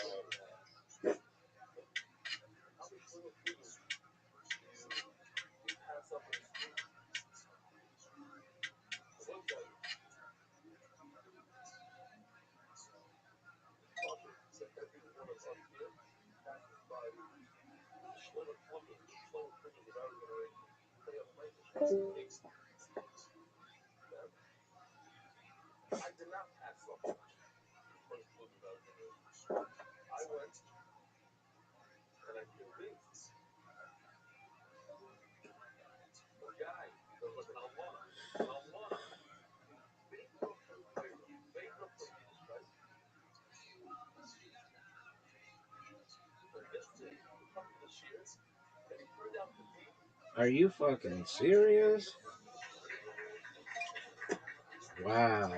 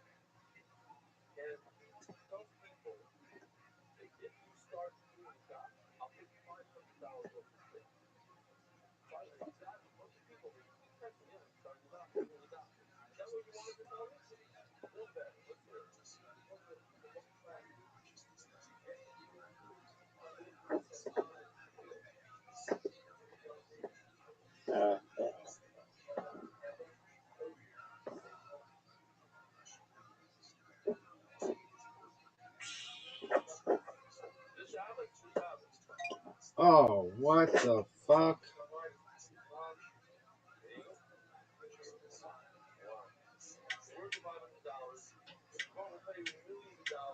I may have helped you out if you can somehow land. Dog, land what the goes X. there? What goes there?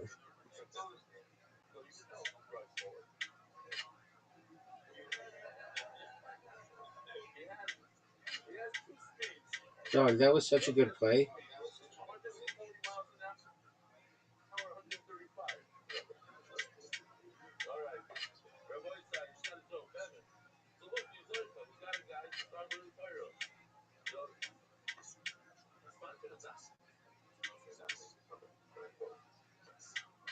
listen, you must both have money.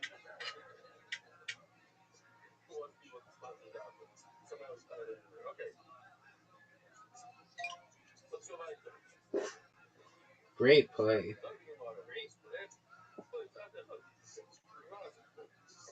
Yeah, I don't think I would have been able to. Put,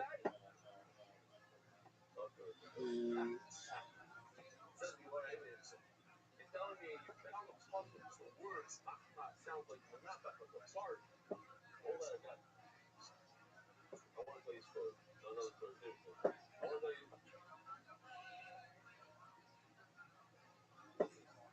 It happened. This is a story that a guy told me this week, 3-4 days ago. This guy that looked here for 6 years hasn't missed a single day in here. Talking about the soccer background. Went off to there, and now he's doing very, very well. I'm nicely, can't believe the story. When he's not religious, he's walking with Ben Yehuda, 1 o'clock in the morning, and he sees a little kid on a bench. He doesn't start with this kid on the bench, 1 o'clock in the morning. Okay. From a world that they keep on going. 2 days later, walking by the same kid on the same bench. The guy said, I gotta do something. He walked over to the kid. Shout out, bro, do something. So the kid answers him back, oh,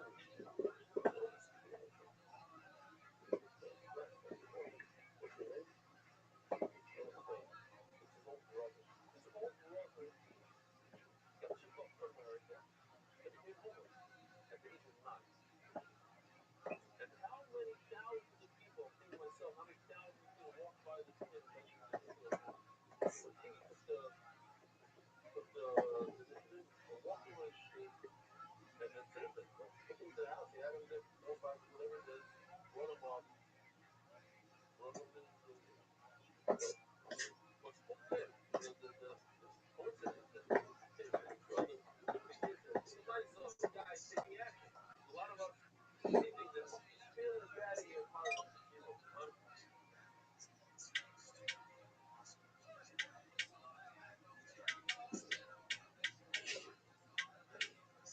Zero. Taking action, doing something about it. That's what it takes.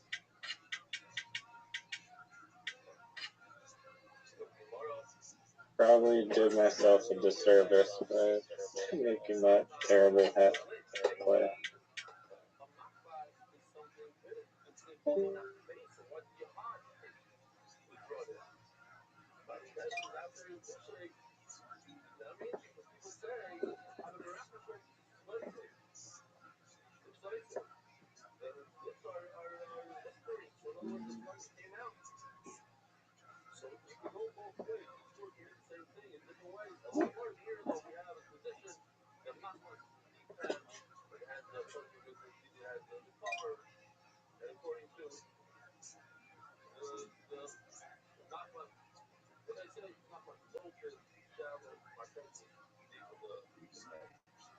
Pero también pueden ver marquesas abu pueden decir con acid marquesas. So there it is the marquesas deep because it says in the top.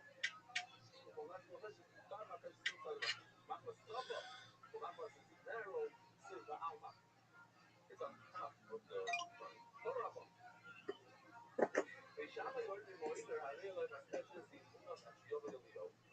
If a person says the word, I don't Oh. I'm gonna bring up a market. So what are the options? What are the things? So either you mean I'm gonna go in the frying pan. Now we're all thinking, well, fire oil?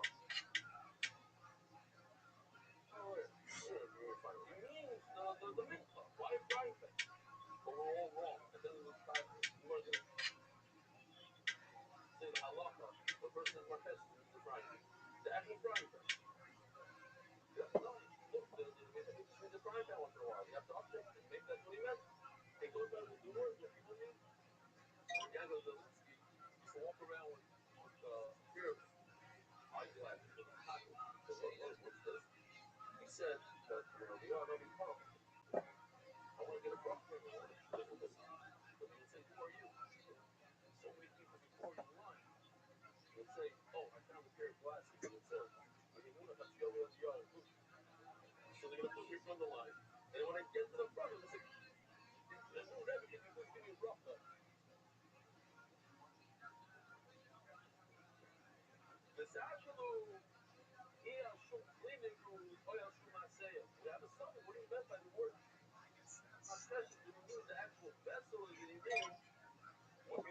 Wow. No, that was a terrible. I didn't know if I should save it, but I didn't hit any 3 letters or 2 letters even. This is interesting. Oh no. Fuck. If somebody could get that 2W, they'd have a lot of points.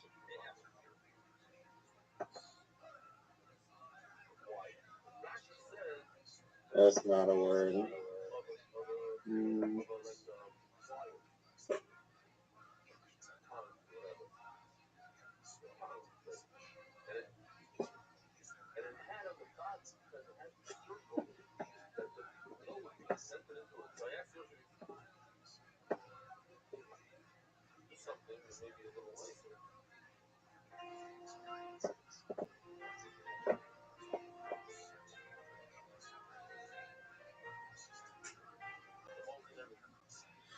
It's so interesting, like the K and the P and kosher and poor and like the VAT, like kill everything. No, I had 2 O's and I was gonna play Mook, but I thought I played Mook already and it was a word. But it didn't work. For some reason I tried to play it. And I played Book and it did work. But then it wasn't enough points to justify the anything time.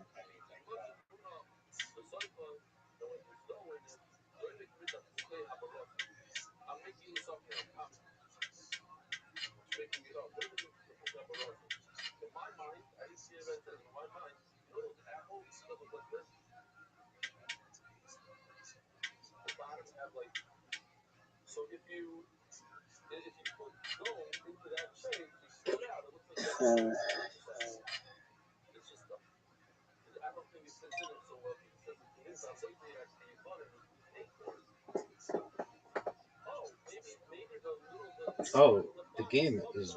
I didn't realize that all of the tiles are almost gone.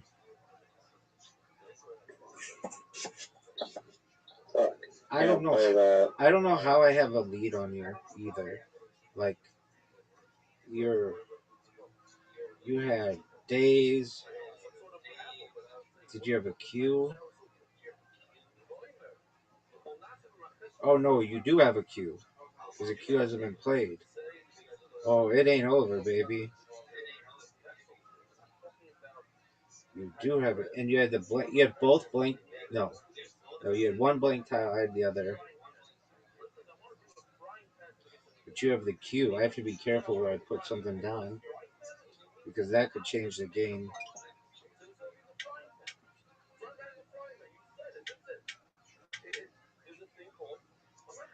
I may have made a tragic mistake there, so we'll see.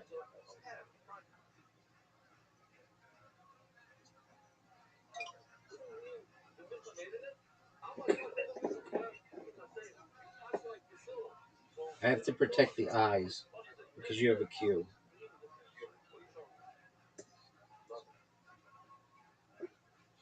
The thing that's been killing me as well recently, I'm not just ending the game. Like I'm like, I should just end the game as quickly as possible. I mean, I don't ever try to like extend it, but I'm not looking for like. I a lot of times look for points and not just, hey, this could end the game.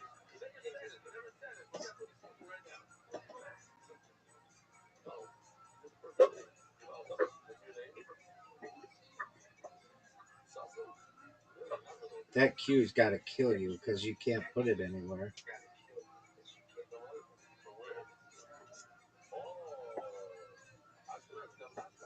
It's like a bomb. It's like it's hot in your hand. You just can't do anything with it.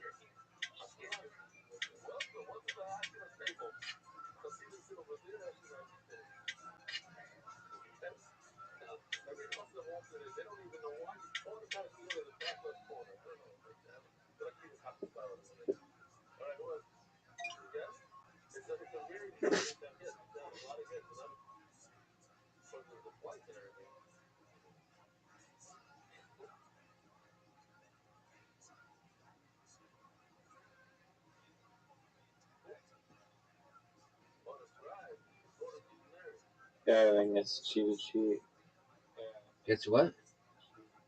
I think it's GG. Oh, it's for sure GG. But just pass. Don't quit. You never know. Something could happen. I could put something down, and it could be next to a three-letter. You put your triple. I have a 44-point lead, though. That's a lot.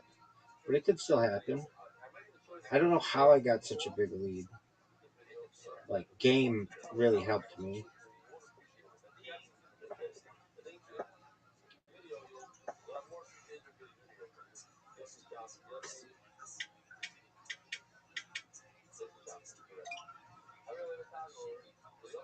You had a Q. You had an S. You couldn't put an S down anywhere. I know I was trying to. There was just nowhere to.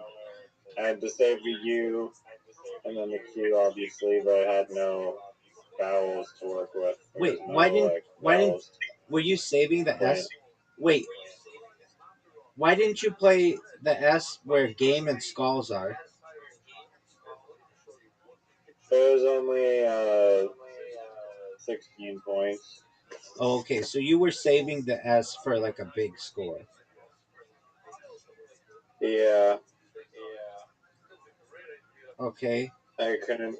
I couldn't play. Oh wait, could I play?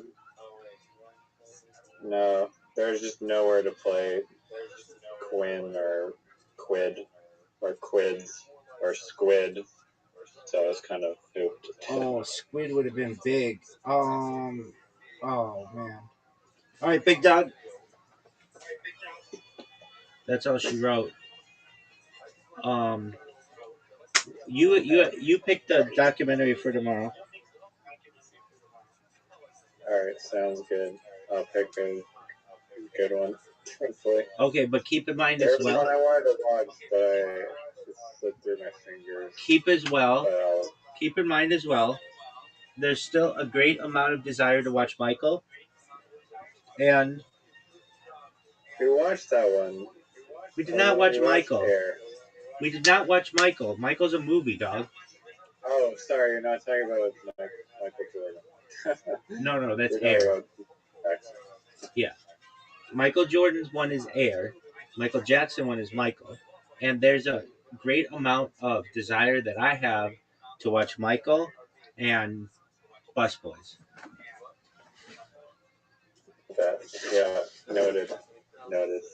Excellent, big dog. All right, take care, big man. Shout out to Riser, Alright, everybody. You're amazing for streaming these. Thank you so much. Shout out to Riser. Have a good sleep. You too.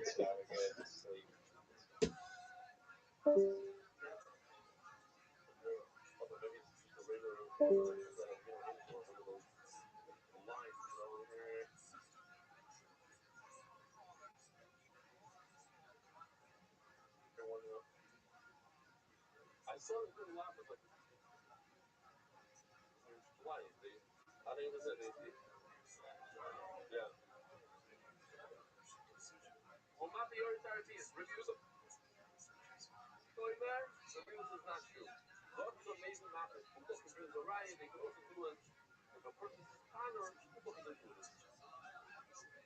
okay so let's see the video where is the video oh here it is I love this so we all sat on one of these in the Shiva you don't even make a dream on one of these right so everybody's doing all this